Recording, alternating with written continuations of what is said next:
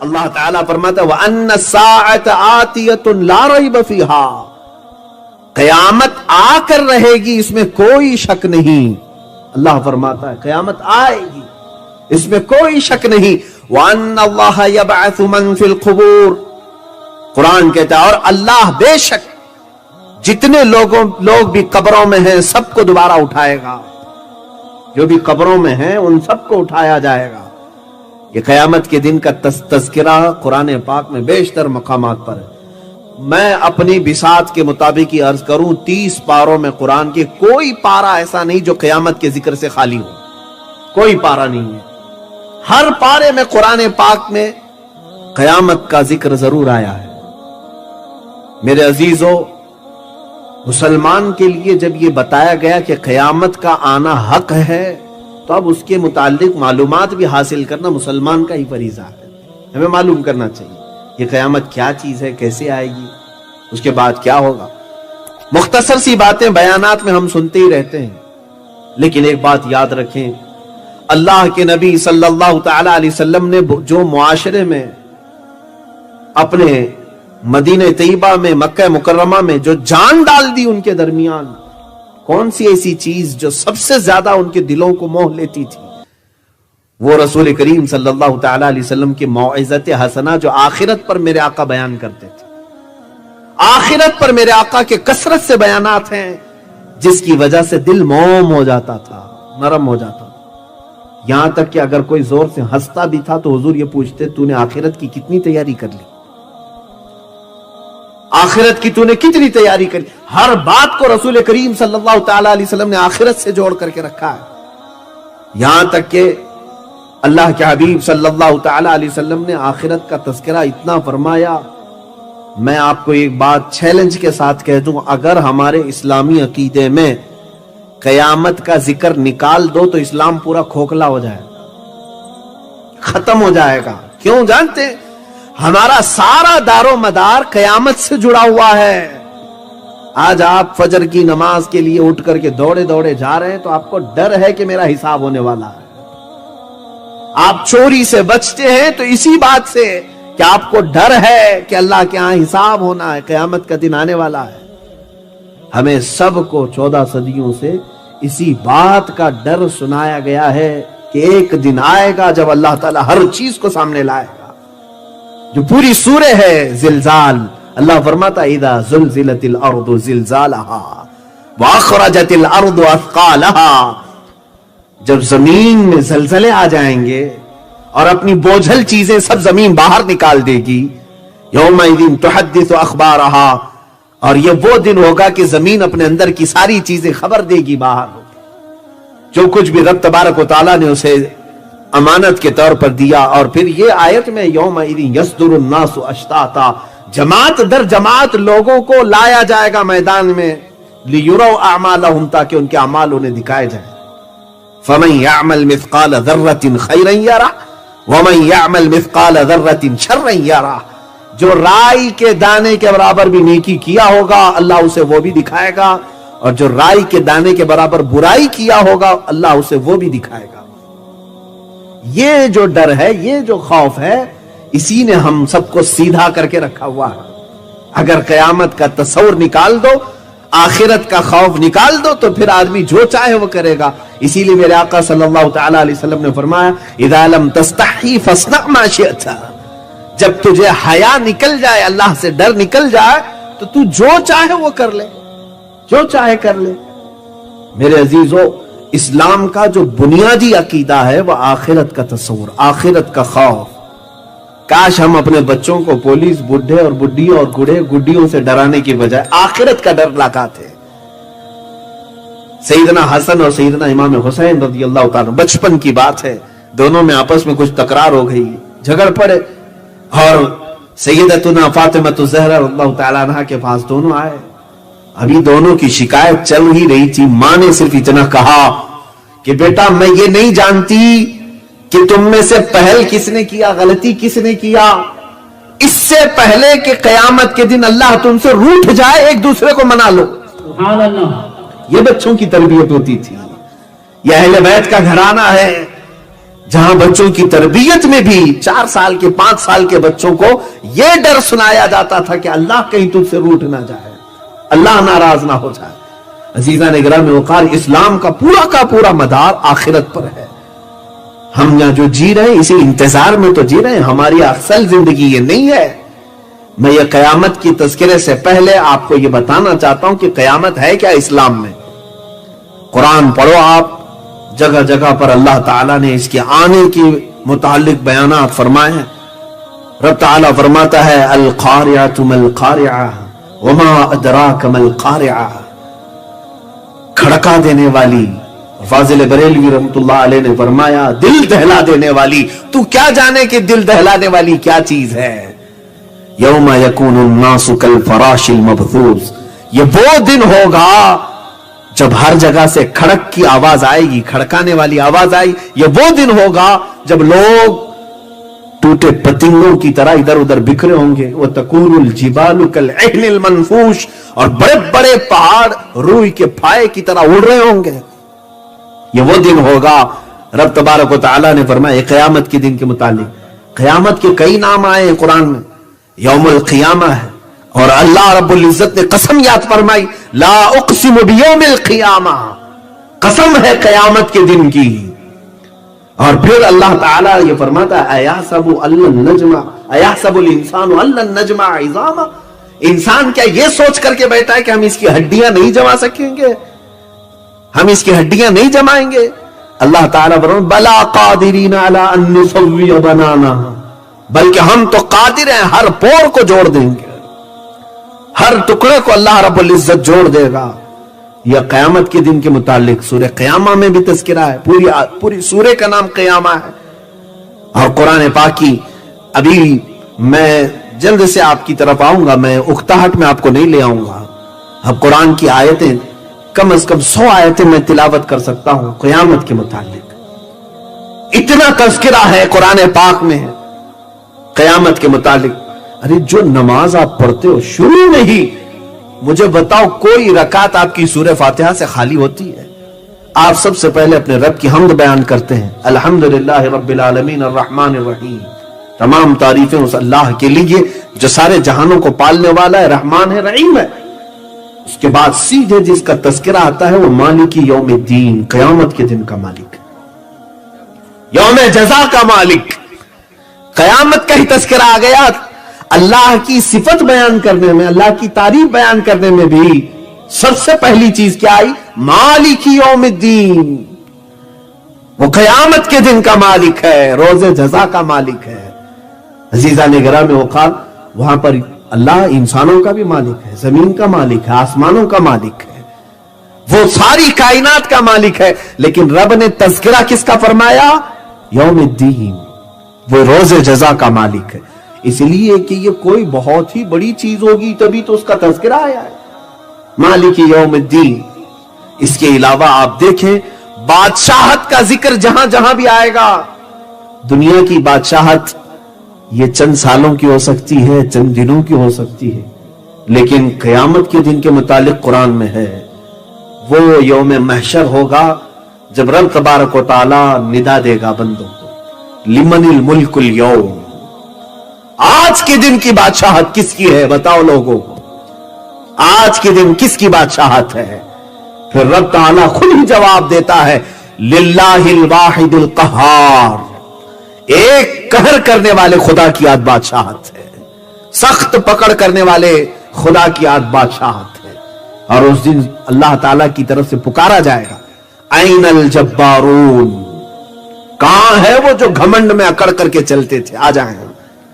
کہاں ہے وہ جو دنیا میں سینہ تان کر کے بادشاہ بنتے تھے، آ جائیں۔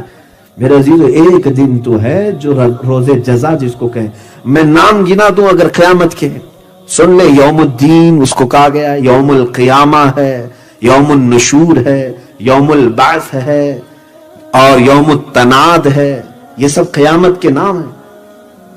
اور اللہ تبارک و تعالیٰ نے اس کے تذکرے جو فرمائے الگ الگ انداز میں ہیں۔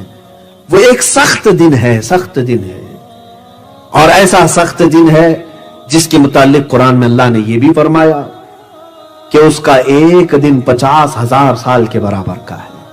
50 अल्फ सनत मिम्मा तउद्दून, जिसको तुम गिनती करते हो, ये भी कुरान में आई, 50,000 साल के बराबर का एक दिन होगा। कोई जरूरत नहीं है जल्दबाजी की, तुम हिसाब देते खड़े रह जाओ, खड़े रह जाओ। मेरे अजीजों, अंदाजा करो, 50,000 साल कह रहा हूं मैं। अभी ये दुनिया का अगर कैलकुलेशन करें तो बाज मुहद्दिसीन हैं आज भी जिन्होंने कैलकुलेशन करके अपने तखमीने से बताया है, आदम अलैहिस्सलाम से लेकर अब तक 7,000 साल नहीं हुए। सैयदना आदम अलैहिस्सलाम से लेकर अब तक के जो अय्याम हैं 7,000 साल नहीं हुई। ये साइंटिस्ट कहते हैं लाख साल, 2 लाख साल। अटकल पच्छू मारो, कौन पूछने वाला है। हाँ, इसी तरह से अब भाई मैं जमीन में यहां गाड़ दिया खंबा और कहा ये पूरी दुनिया का सेंटर है, कौन नापने वाला है। इस तरह से बहुत सारे अटकल पच्छू तो मारे जाते हैं। हाँ, लेकिन ये है कि कुछ बातें ऐसी हैं जो इल्म गैब से ताल्लुक रखती हैं और हमारा अकीदा है वो बातें सिर्फ अंबिया ही कर सकते हैं जो गैब से ताल्लुक रखती हैं। इसको साइंस भी मानता है, मेटाफिजिक्स इसको कहते हैं, माबादत तबईयात। हर एक है मटेरियल वर्ल्ड जिसको आप महसूस कर सकते हो, तो साइंस सिर्फ मटेरियल वर्ल्ड की बात करता है, जो पकड़ के मालूम कर सकते हैं, देख के मालूम कर सकते हैं, महसूस के मालूम कर सकते हैं, मटेरियल वर्ल्ड है। और जो मेटाफिजिक्स है इसके बारे में तो ऐसे शख्स की जरूरत है जो बगैर देखे बता सकता हो, और वो अल्लाह के अंबिया हैं।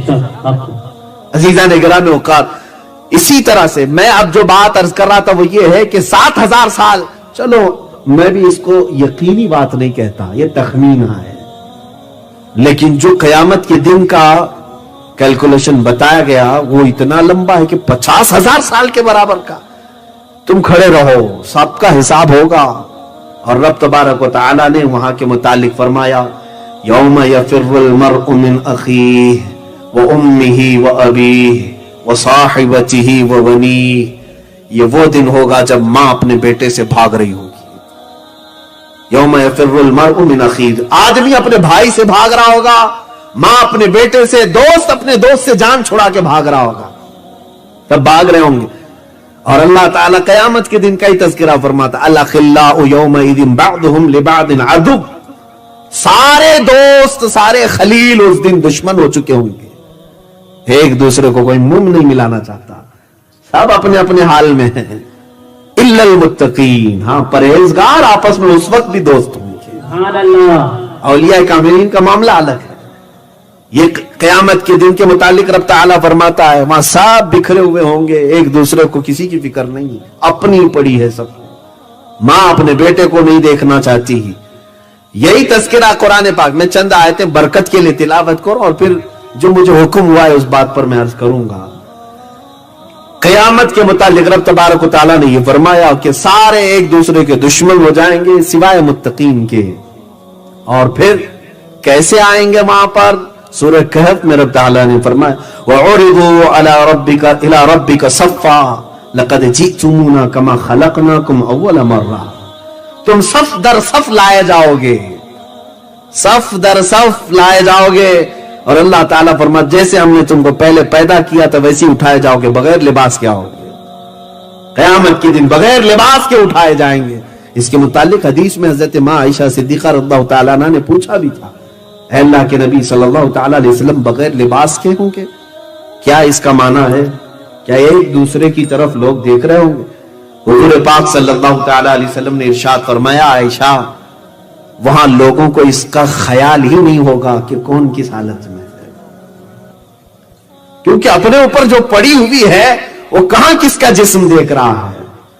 अजीजा ने गिरामी वक़ार, ये कयामत के मुतालिक रब तआला ने फिर फरमाया, कल्ला इज़ा दुक्कतिल अर्दु दक्कन दक्का वजाअ रब्बुका वल मलकु सफ़्फ़न सफ़्फ़ा। जब जमीन पूरी हिला दी जाएगी और अल्लाह के फरिश्ते भी थर थर कांप रहे होंगे और वो सफ के सफ लगाकर खड़े हो चुके होंगे। और फिर कुरान में अल्लाह ताला फरमाता है, वनुफ़िख़ फ़इज़ा नुफ़िख़ फ़िस्सूरि नफ़ख़तुन वाहिदा। जब पहली फूंक मारी जाएगी, ये सूर के बारे में है, वहुमिलतिल अर्दु वल जिबालु, और अल्लाह तबारक व तआला जमीन को, पहाड़ों को उलट पलट कर देगा।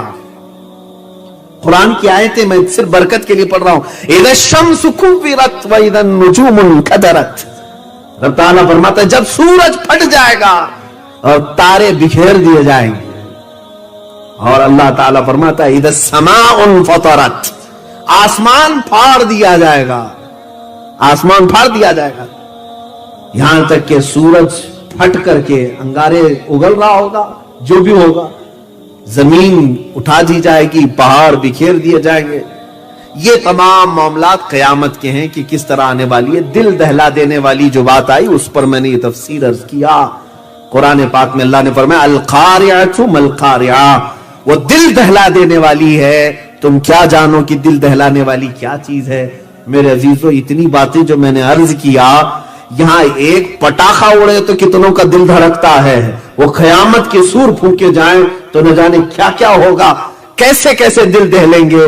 ہاں, دل ہی نہیں دہلیں گے. سنو, قرآن کہتا ہے یوم ترونها تذهل كل مرضعة عما ارضعت وتضع كل ذات حمل حملها وترى الناس سكارى وما هم بسكارى.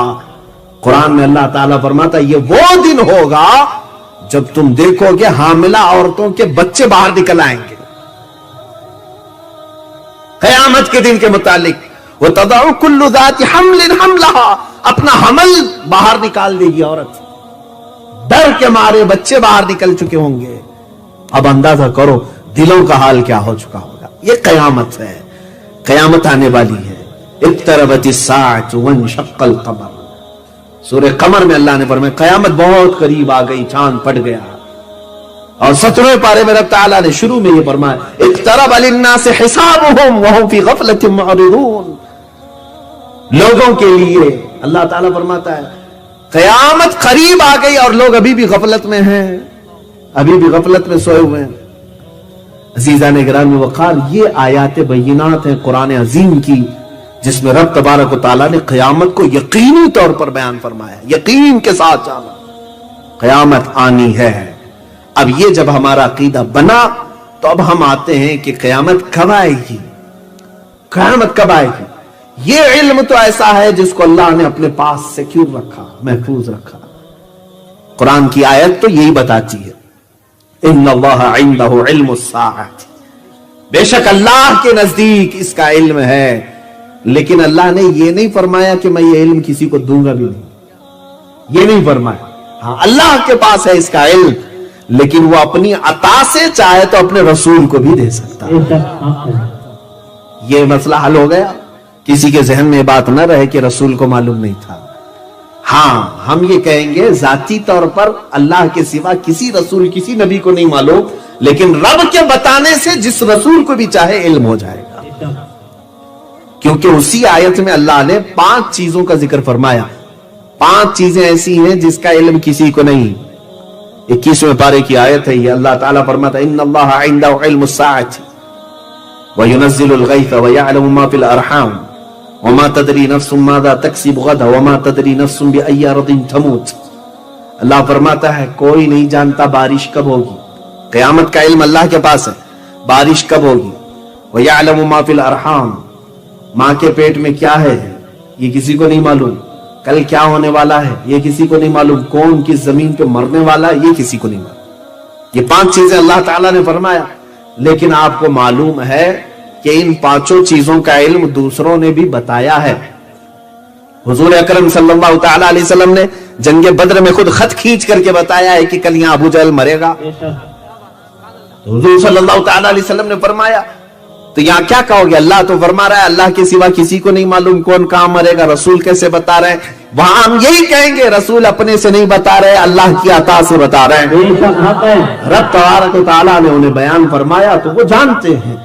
اسی طرح ماں کے پیٹ میں کیا ہے کوئی نہیں جانتا, جبکہ آج سائنس اتنی ترقی کر چکا ہے ڈاکٹر بھی بتا سکتا ہے. تو یہ علم اللہ کی طرف سے دیا ہوا علم ہے. اگر اللہ نہیں چاہتا تو یہ علم کبھی کسی کو نہیں ملتا. ہاں, تو یہ علم کے ذریعے سے اللہ کی عطا سے کوئی جان سکتا ہے. بہرحال اب مسئلہ یہ ہے کہ جس حدیث کو لے کر کے یہ معاملات آئے کہ حضور کو بھی نہیں معلوم, اسی حدیث سے میں اپنی گفتگو کا آغاز کرتا ہوں. ایک بار صحابہ اکرام رضوان اللہ تعالی علیہ مجمعین بیٹھے ہوئے تھے رسول پاک صلی اللہ علیہ وسلم کے پاس. یہ حضرت عمر فاروق رضی اللہ تعالیٰ عنہ سے مروی حدیث ہے اور مسلم شریف میں بھی ہے، بخاری شریف میں بھی ہے۔ حضور اکرم صلی اللہ تعالیٰ علیہ وسلم بیٹھے ہوئے صحابہ کے ساتھ فرماتے ہیں صحابہ کہ اچانک ایک آدمی ہمارے درمیان آیا اور محفل میں حضور کے بالکل سامنے آ کر بیٹھ گیا، یہاں تک کہ اپنے گھٹنے حضور کے گھٹنے سے ملا لیا، اتنا قریب ہو کر بیٹھ گیا اور آتے ہی سوال کرنے لگا۔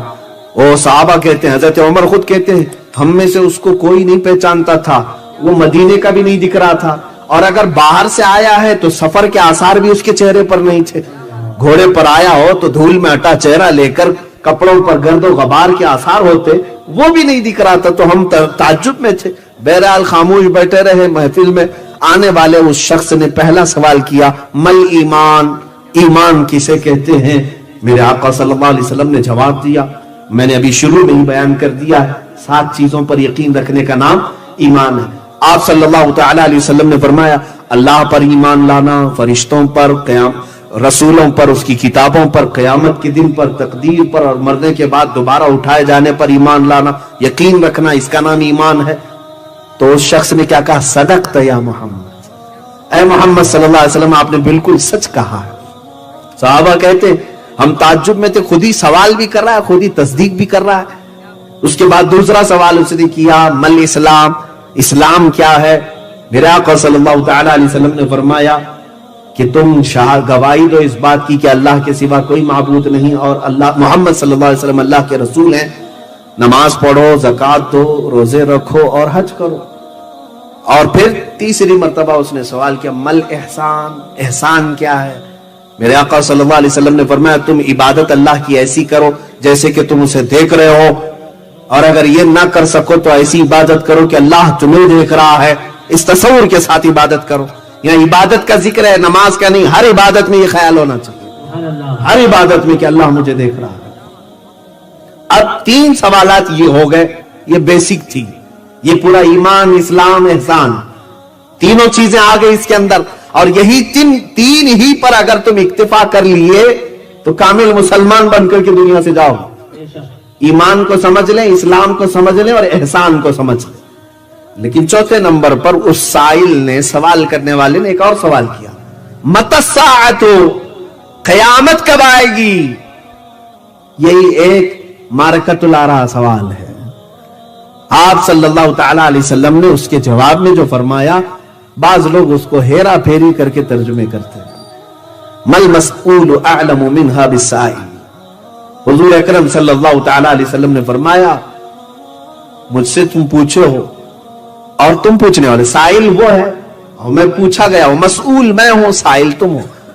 تو فرمایا سائل کو جتنا اس بارے میں معلوم ہے، مسئول کو بھی اتنا علم ہے۔ اس کا یہ ترجمہ ہو سکتا ہے۔ یہاں بعض لوگ یہ کہتے ہیں کہ سائل سے زیادہ مسئول کو معلوم نہیں ہے، زیادہ جانتا نہیں۔ بہرحال یہ گتھی سلجھے گی آگے کی بحث۔ تو اب سوال کرنے والے نے پھر اس کے بعد یہ 4 سوال کر لیے، تو اب میرے آقا صلی اللہ تعالی علیہ وسلم نے آگے یہ فرمایا، قیامت کب آئے گی وہ چھوڑ دو، ایگزیکٹ ڈیٹ، پرٹیکولر جو کوئی وقت ہو یہ چھوڑ دو، اس کے آنے سے پہلے کیا کیا ہوگا وہ میں بتاتا ہوں۔ یہ ہمارا آج کا ٹاپک بھی ہے۔ حضور اکرم صلی اللہ تعالی علیہ وسلم نے فرمایا، ان تلد الامۃ ربتها وان ترى الحفاة، حضور اکرم صلی اللہ تعالی علیہ وسلم نے فرمایا، یتطاولون فی البنیان، تم دیکھو گے کہ ماں اپنے سردار کو جن رہی ہوگی، یعنی بیٹا ماں باپ پر حکومت کر رہا ہوگا۔ وہ آ چکا دن، اور میرے آقا صلی اللہ علیہ وسلم نے اپنی نشانیاں بتانا شروع فرما دی۔ تم دیکھو کہ ننگے پیر چرواہے، کم ذات کے لوگ بڑی بڑی عمارتوں پر فخر کر رہے ہوں گے۔ اب یہ اتنی علامتیں بیان کر دی حضور اکرم صلی اللہ تعالی علیہ وسلم نے۔ اب مختلف جگہوں پر، مختلف احادیث میں بہت ساری علامات ہیں، یہاں تک کہ امام حماد رحمت اللہ تعالی علیہ نے پوری کتاب الفتن لکھ دی ہے اس پر۔ کتاب الفتن، علامات الساعہ نام سے پوری کتابیں آ گئی کہ قیامت کی نشانیاں کیا کیا ہیں۔ پڑھتے جائیں تو ایک پورا کا پورا باب ہے یہ، اور خود بخاری اور مسلم میں اتنی حدیثیں ہیں کہ قیامت آنے سے پہلے کیا کیا ہوگا، ہم اس کو دو قسموں میں تقسیم کرتے ہیں. کچھ چھوٹی نشانیاں ہیں، کچھ بڑی نشانیاں ہیں. علامات الصغرا، علامات الکبرا. قیامت کے آنے سے پہلے کچھ چھوٹی نشانیاں ہیں، کچھ بڑی نشانیاں ہیں. چھوٹی نشانیاں تقریباً آج تک، ابھی جو میں بیٹھا ہوں اس دن تک میں سمجھتا ہوں پوری ہو چکی، جو رسول کریم صلی اللہ تعالی علیہ وسلم نے فرمایا. اور ان میں سے بعض ہو سکتا ہے ہو رہی ہوں، میں اپنے علم کے مطابق عرض کر رہا ہوں. اب سنیں، یہاں میں پہلے یہ گتھی سلجھا کر کے آگے اس بحث کی طرف آ جاتا ہوں. یہاں پر کچھ لوگ ترجمے میں ڈنڈی مارتے ہیں کہ رسول کو قیامت کا علم نہیں تھا، دیکھو حضور نے نہیں بتایا. یہ سوالات ہو گئے اور وہ شخص جو آیا تھا وہ اٹھ کر کے چلا گیا. حضرت عمر پریشان سے باہر جا کر کے دیکھے، وہ نہیں نظر آیا. حضور صلی اللہ تعالی علیہ وسلم سے پوچھا کہ کون ہے؟ میرے آقا صلی اللہ تعالی علیہ وسلم نے فرمایا اتاکم جبریل یعلمکم دینکم. وہ جبرائیل تھے جو تمہیں تمہارا دین سکھانے آئے تھے. حضرت جبرائیل علیہ السلام سوال کر رہے تھے، میرے آقا صلی اللہ علیہ وسلم جواب دے رہے تھے. تو محفل میں بیٹھے ہوئے صحابہ کو دین کا علم دینا تھا، اس لیے جبرائیل آئے.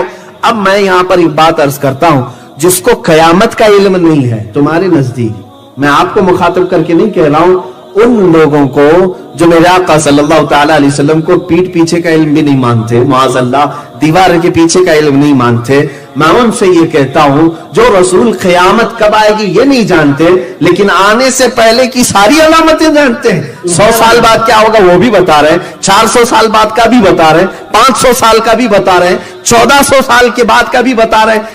جو رسول کریم صلی اللہ تعالی علیہ وسلم ہر 100 سال بعد ہونے والی بات بتا رہے ہیں، وہ قیامت کا علم کیوں نہیں جانتے؟ تو پھر اگر وہ ہم سے سوال کرتے ہیں کہ اگر جانتے تھے تو کیوں نہیں بتایا؟ اے نادان سن، اللہ اس کے رسول کے کچھ راز ہیں جو عوام کے لیے نہیں ہے. تم قرآن میں اٹھا دو، ہر آیت کا ترجمہ تمہیں بھی نہیں معلوم، کسی مفسر کو بھی نہیں معلوم. میں چیلنج کے ساتھ کہتا ہوں، آؤ قرآن لے کر کے کاف ہا یا عین صاد کا ترجمہ کیا ہے مجھے بتا دو، ہا میم عین سین قاف کا ترجمہ مجھے بتا دو، الف لام میم کا ترجمہ بتا دو. ان کے ترجمے تمہیں آج تک نہیں معلوم ہو سکے. سارے مفسرین کا اتفاق اس بات پر ہے کہ یہ حروف مقطعات اللہ اور اس کے رسول کے راز ہیں، اللہ اس کے رسول کے راز ہیں. اسی طرح قیامت کا علم بھی اللہ اس کے رسول کا راز ہے. قوم کو یہ بتانے کی ضرورت نہیں کون سے دن آئے گا، قوم کو یہ بتانے کی ضرورت ہے کہ آنے سے پہلے کیا کیا ہوگا.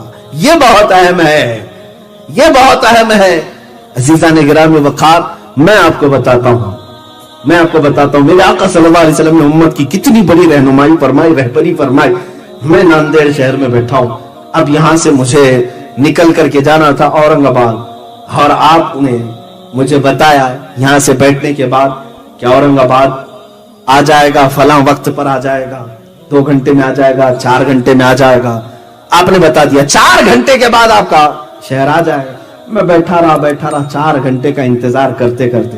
گھڑی آگے بھی ہو سکتی، پیچھے بھی ہو سکتی ہے، میرا کچھ بھی ہو سکتا ہے. اور اچانک اورنگ آباد آیا، مجھے خبر ہی نہیں پڑی. لیکن بتانے والا اگر یہ کہتا اورنگ آباد آنے سے پہلے جو ہے فلاں شہر آتا ہے، اس سے پہلے ایک اور گاؤں آتا ہے، اس سے پہلے کچھ بلڈنگیں دکھتی ہیں، پھر جھاڑ دکھتے ہیں، پھر پہاڑ دکھتے ہیں، جو کچھ بھی ہے، تو میں ہر ایک چیز کو دیکھتے دیکھتے الرٹ ہوتا چلا جاتا اور اپنے شہر کی میں تیاری کر رہا ہوتا. میرے آقا صلی اللہ علیہ وسلم نے ڈائریکٹ قیامت نہیں بتائی، علامات بتائی تاکہ ہر مومن اس قیامت کی تیاری کر سکے. حضور اکرم صلی اللہ علیہ وسلم نے تیاری کرانا چاہا، اس لیے تو ہمیں علامات بتائے. اب سنو، اللہ کے حبیب صلی اللہ تعالی علیہ وسلم نے جو فرمایا ان چھوٹی نشانیوں میں سے وہ بڑی دردناک بھی ہیں اور ہمارے لیے بعض تو عبرت کے لیے بھی ہیں. عزیزان گرامی، حضور اکرم صلی اللہ تعالی علیہ وسلم ارشاد فرماتے ہیں تم دیکھو گے ماں باپ کی نافرمانی کثرت سے ہونے لگے گی، اور یہ ہو رہی ہے، ہوتی رہے گی. یہاں تک کہ صحابہ کرام ان باتوں پر تعجب کرتے تھے. اللہ کے حبیب صلی اللہ تعالی علیہ وسلم کی بعض احادیث یہ بھی ہیں کہ قتل بڑھ جائے گا، حرج بڑھ جائے گا. حرج کہتے ہیں قتل کو، حضور اکرم کی حدیث میں کہ حرج بڑھ جائے گا، قتل بہت زیادہ ہوگا. صحابہ نے پوچھا قتل تو اس زمانے میں بھی ہوتا ہے، جنگیں بہت ہوتی ہیں. اللہ کے نبی صلی اللہ تعالی علیہ وسلم نے ارشاد فرمایا نہیں، یہ قتل الگ ہے. اس قتل کی بات کر رہا ہوں جب بھائی اپنے بھائی کی گردن مارنے کے لیے بے قرار رہے گا. یہاں تک کہ لوگ صرف اپنی بھوک مٹانے کے لیے انسانوں کا گوشت ٹکڑے کریں گے. قتل بڑھ جائے گا. اور آپ کو اگر میں بتاؤں تو حضور اکرم صلی اللہ تعالی علیہ وسلم کی اس پیشن گوئی کے مطابق میں سمجھتا ہوں ورلڈ وار فرسٹ اور ورلڈ وار سیکنڈ میں جتنی جانیں گئیں پوری دنیا کی تاریخ میں اتنی جانیں کبھی نہیں گئی ہیں. فرسٹ ورلڈ وار میں 2 کروڑ لوگ مرے ہیں تقریباً 20 ملین, اور سیکنڈ ورلڈ وار میں 50 ملین لوگوں کی جانیں گئی ہیں, 5 کروڑ کے قریب لوگ مرے. میرے عزیزو یہ عام لوگ نہیں, جانے جانا. اور اس طرح سے کہ لوگ جو ہے اب موت کا لوگوں کو احساس بھی نہیں ہوتا, ایسے لگتا ہے جیسے چونٹی مر گئی, مچھر مر گیا, مکھی مر گئی. پہلے کسی کی موت پر سارے لوگ کان کھڑے کرتے تھے اور احساس ہوتا تھا, اس کے لیے تعزیتیں ہوتی تھی. اب بغل میں مر کے چلا گیا, لوگ دوسرے دن بھول گئے, اپنے معمول پر آ گئے. موت بھی عام ہوگی, قتل بھی عام ہوگا. رسول کریم صلی اللہ تعالی علیہ وسلم کی حدیث میں یہ بھی ہے, گانے باجے کی کثرت ہو جائے گی. گانے باجے کی کثرت آج آپ نہیں دیکھتے. شاید یہ میوزک ورلڈ اس زمانے کا سب سے زیادہ ٹاپ پر جا چکا ہوگا. بلکہ پہلے کے دور میں اگر کوئی گانے والا محفل میں آتا تو منہ چھپاتا رہتا, لوگ اس کو تانا دیتے. جیسے طوائف آ گئی ہو, طوائف آ گئی ہو, مخنث آ گئے ہو, تو لوگ اس سے چڑھتے تھے اور دکھا دکھا کر کہتے ہیں, آج بھی کہتے ہوں گے, ارے یہ بازاری عورت ہے, یہ طوائف ہے, فلاں ہے. تو پہلے گانے والے کو اس طرح سے لوگ دیکھتے تھے. ارے آج تو فیشن ہے, سٹار ہے, جو جتنا گا لیا, ناچ لیا, وہ لوگوں میں سنگر اور pop singer, top singer, star singer جو بھی بنتے چلے گئے. گانا آج کا فیشن ہو گیا اور لوگ اس پر اپنے آپ کو فخر محسوس کرنے لگے. یہی میرے آقا صلی اللہ تعالی علیہ وسلم نے فرمایا کہ لوگ گناہوں کو نیکیاں سمجھ کر کرنے لگے. ایک حدیث ہے کتاب الفتن میں, امام حماد نے لکھا ہے, فرماتے ہیں ایک وقت ایسا آئے گا اے مومنوں کہ لوگ تمہیں ایمان کا تانا ایسے دیں گے جیسے زانی کو تانا دیا جاتا ہے. یہ کہیں گے انکا مؤمن, انکا امرؤ فیک ایمان, یہ دیکھو یہ آدمی ہے, اس کے پاس ایمان ہے, تانا دے کر کے لوگ کہیں گے. ایک وقت یہ آئے گا, حضور اکرم صلی اللہ تعالی علیہ وسلم نے فرمایا, ایمان پر قائم رہنے کی سختی بھی بتائی کہ بہت سخت ہو جائے گا ان کے لیے, بہت سخت ہو جائے گا.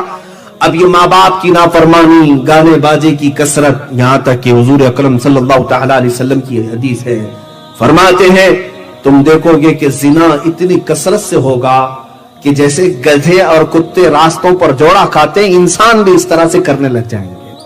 یعنی کھلے عام زنا ہوگا, لوگ سڑکوں پر اور راستوں پر اس طرح جوڑے کھاتے ہوں گے. یہ ابھی جو میٹروپولیٹن سٹیز ہیں, بڑی بڑی سٹیز ہیں, وہاں پر تو یہ عام سی بات ہے, ممبئی ہو, دلی ہو, گوا ہو, یہ سب سٹیز میں ہو سکتا ہے کہ آپ کے ہاں اقدار اور روایات کی پاسداری کی جاتی ہو, آج بھی بچیاں محفوظ ہوں. لیکن اب یورپین کلچر تو بہت دور کی بات ہے, انڈین کلچر میں بھی یہ ساری چیزیں آ گئی. ایک دوسرے سے چپک جانا, سب کے سامنے معاذ اللہ رب العالمین, لوگوں کے خواہشات کو بھڑکانا, یہ کثرت سے ہو گیا ہے. اچھا, حدیث کے مطابق میرے آقا صلی اللہ تعالی علیہ وسلم نے جو فرمایا کہ زنا عام ہوگا اور راستوں پر ہوگا, میرے عزیزو اگر آپ کھلے عام راستوں پر نہیں بھی دیکھ رہے ہوں گے, ہر نوجوان کے ہاتھ میں انٹرنیٹ دے کر کے انہوں نے فل یہ تمام ننگی صورتیں اور ننگی تصویریں پہنچا دی ہیں. آج یہ پورنوگرافی کثرت سے دیکھی جاتی ہے. دنیا کی سب سے زیادہ یوزفل ویب سائٹس پورنوگرافی ہے. بے حیائی کی تصویریں دیکھنا, بلیو فلم دیکھنا, پوری دنیا میں اس کا سب سے زیادہ ڈیمانڈ ہے. میں ابھی لاک ڈاؤن کی بات بتا رہا ہوں. لاک ڈاؤن کے درمیان شروع کا مہینہ ہوگا, شاید غالباً اپریل یا مئی میں, میرے پاس رپورٹ تھی, میں نے دیکھا, حیرت ہو گئی. پوری دنیا میں سب سے زیادہ لاک ڈاؤن میں لوگ کس میں اپنا وقت بتائیں, تو رپورٹ کے مطابق پورنوگرافی میں. انٹرنیٹ جو یوز ہوا 90% پورنوگرافی پر یوز ہوا, 10% باقی کاموں کے لیے استعمال ہوا. 90%. عزیزان گرامی, لاکھوں بلین اور لاکھوں ڈالر اس میں خرچ کیے جاتے ہیں. گندی تصویریں اور گندی فلمیں تمہارے گھروں تک پہنچانے کے لیے. اور قرآن نے بھی یہ فرمایا بل یرید الانسان لیفجر امامہ، انسان یہ چاہتا ہے کہ وہ سامنے بے حیائی دیکھے. انسانوں کی طبیعت ہے یہ اس طرح سے بے حیائی اور عیاشی دیکھنے کا متلاشی بھی رہتا ہے، تجسس رہتا ہے. اور وہ زمانہ آ جائے گا زنا کثرت سے اور عام ہو جائے گا. عزیزان گرامی وقار، اب تو یہ پاس و لحاظ بھی نہیں رکھا جاتا اسلامی شریعت کے مطابق. لوگ اب طلاق کے اس معاملے میں اتنے ہلکے ہو گئے ہیں. بہت سارے مسلمان طلاق کو گالی سمجھ کر کے اپنی عورت کو دے دیتے ہیں، اس کے بعد پھر اس کے ساتھ زندگی گزارتے ہیں، جو کہ ہر رات وہ اپنی عورت کے ساتھ زنا کرتا ہے. طلاق مکمل ہو گئی، اگر 3 طلاقیں اس کے بعد اس کے لیے وہ عورت اجنبی، اور اگر اس کے ساتھ وہ رہتا ہے تو وہ زنا کر رہا ہے. یہ بھی عام حالات میں اب پائے جا رہے ہیں.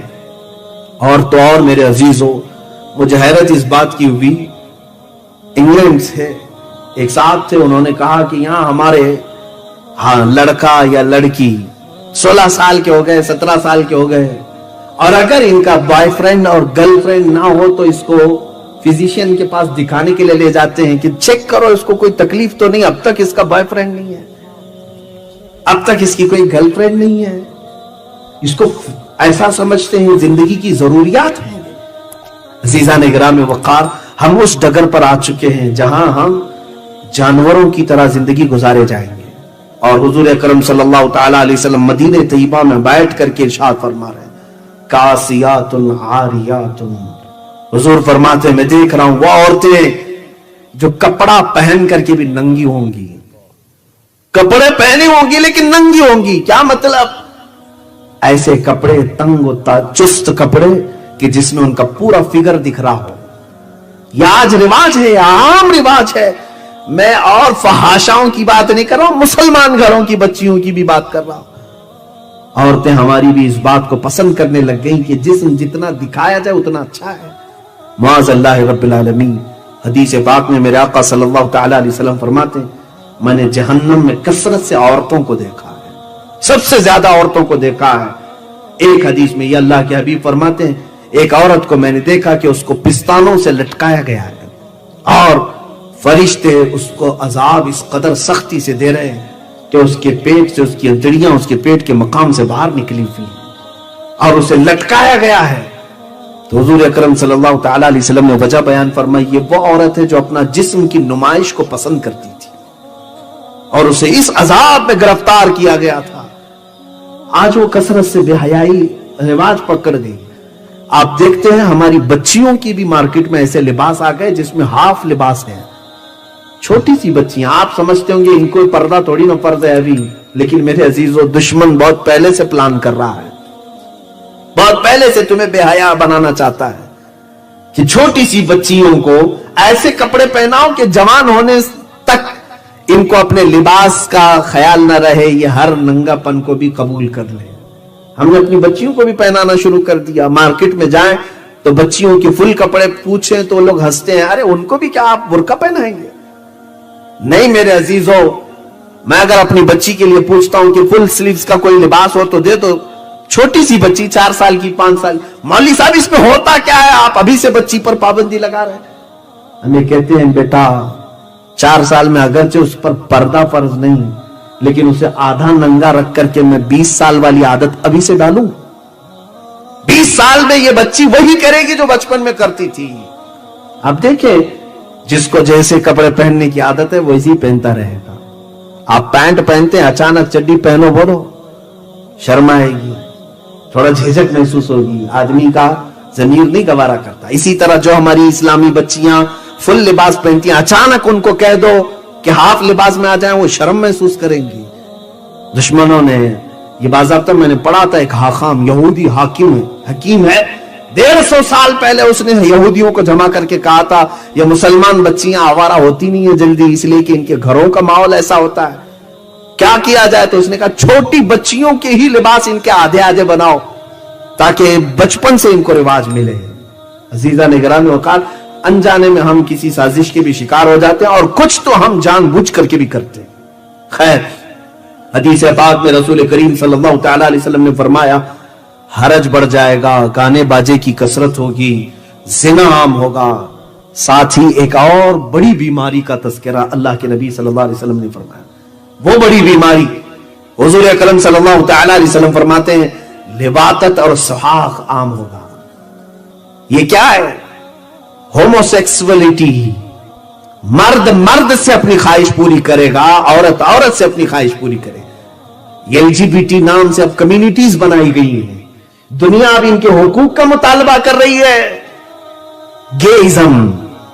ارے انڈیا میں گورنمنٹ میں، یہاں پر ہماری پارلیمنٹ میں قانون پاس کر لیا کہ مرد مرد سے شادی کر سکتا ہے، اس کو کوئی نہ روکے.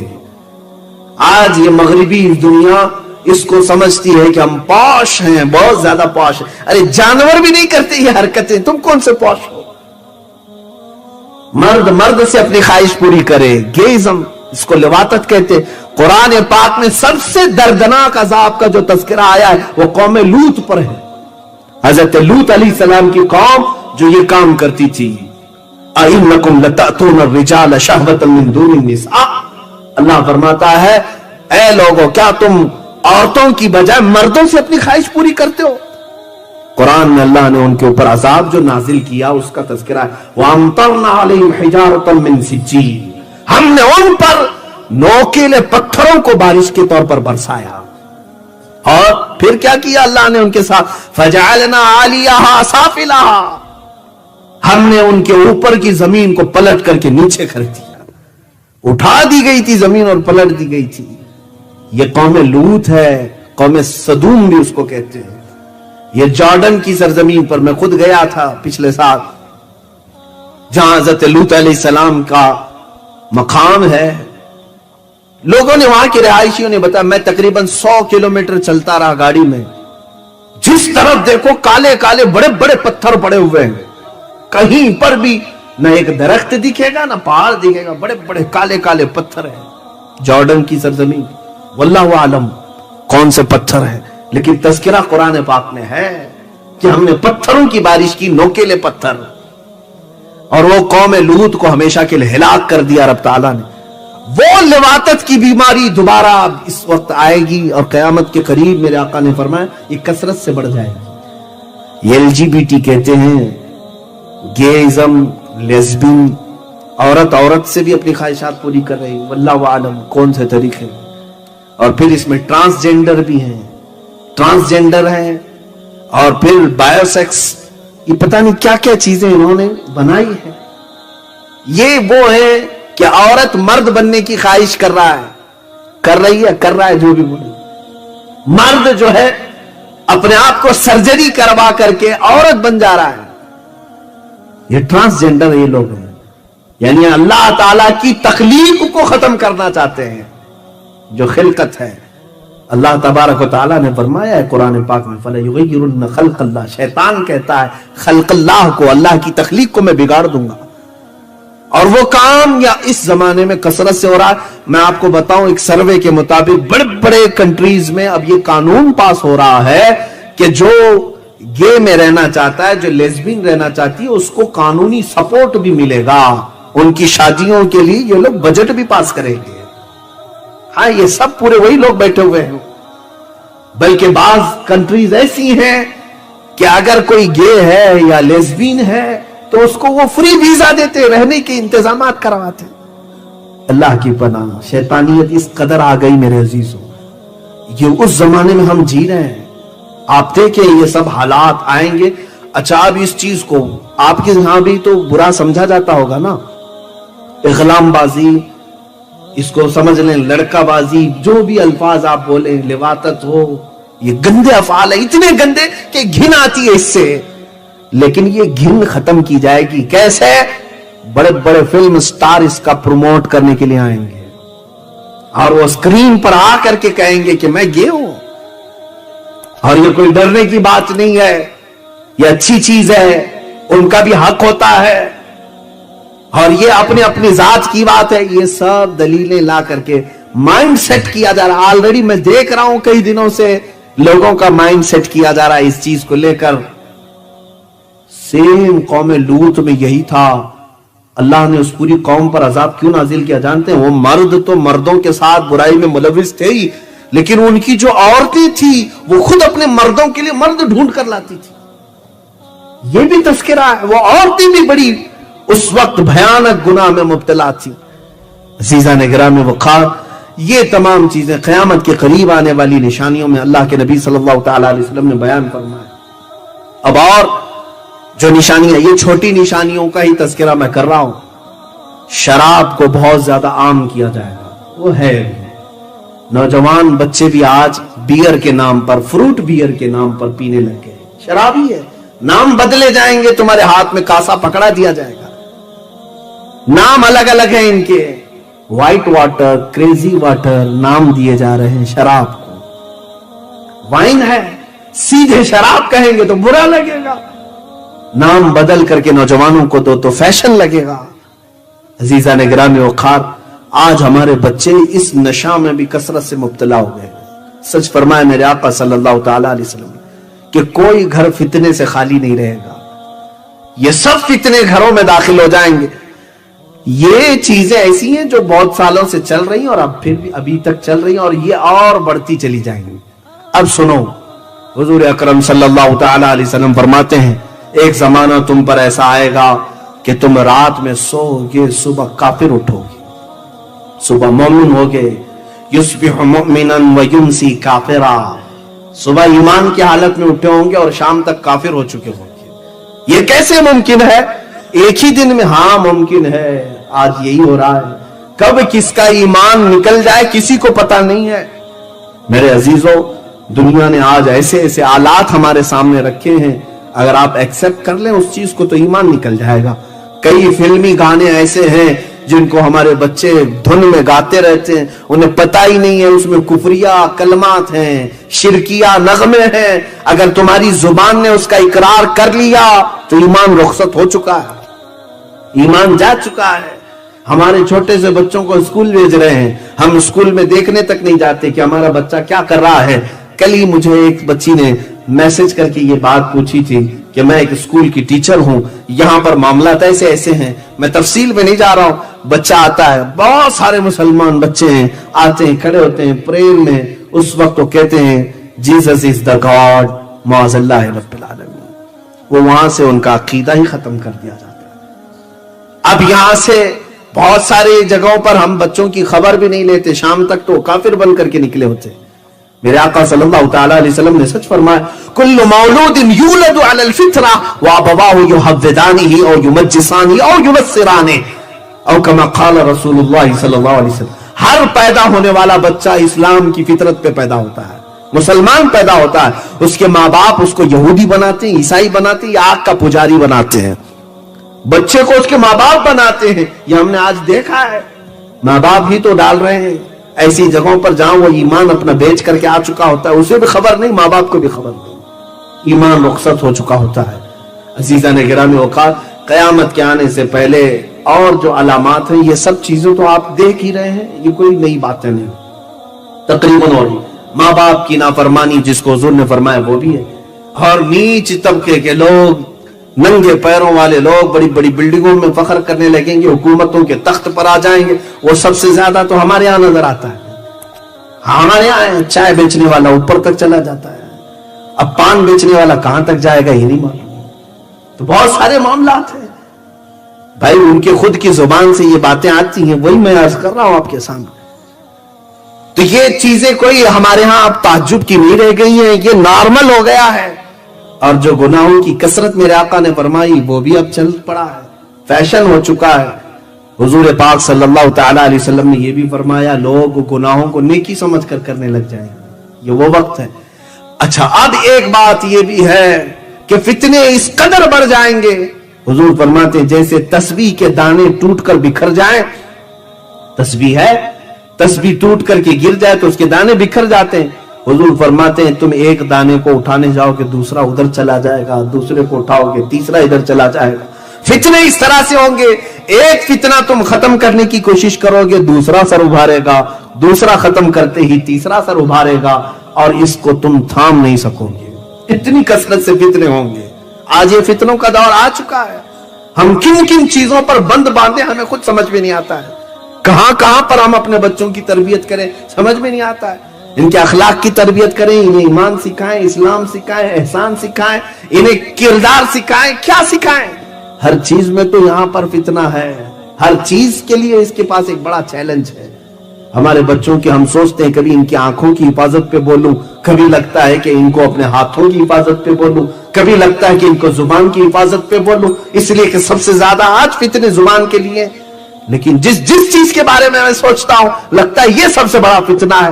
بچوں کو میں نصیحت کرنا چاہوں, شرمگاہوں کی حفاظت کے لیے قرآن نے تاکید فرمائی, اس پر سوچتا ہوں کثرت سے بولوں, لیکن لگتا ہے اس سے بھی بڑے فتنے اور بھی. یہ فتنوں کا دور ہے, ہر فتنہ دوسرے فتنے سے بڑا ہوتا چلا جائے گا اور بڑا ہوتا چلا جائے گا. اب اس زمانے میں آج شاید وہ دور آ چکا ہوگا. اللہ کے نبی صلی اللہ تعالی علیہ وسلم فرماتے ہیں فَبَطَنُ الْأَرْضِ خَيْرٌ مِّن زَهْرِهَا. تم دیکھو گے ایک وقت ایسا آئے گا جب یہ فتنے عام ہو جائیں. تمہارے علماء, اب 3 باتیں حضور نے فرمائی ہیں, توجہ چاہنا. علماء بھی ہیں اور میں بھی ان کی برادری میں ہی ہوں, میں اپنے آپ کو شامل کر کے کہوں.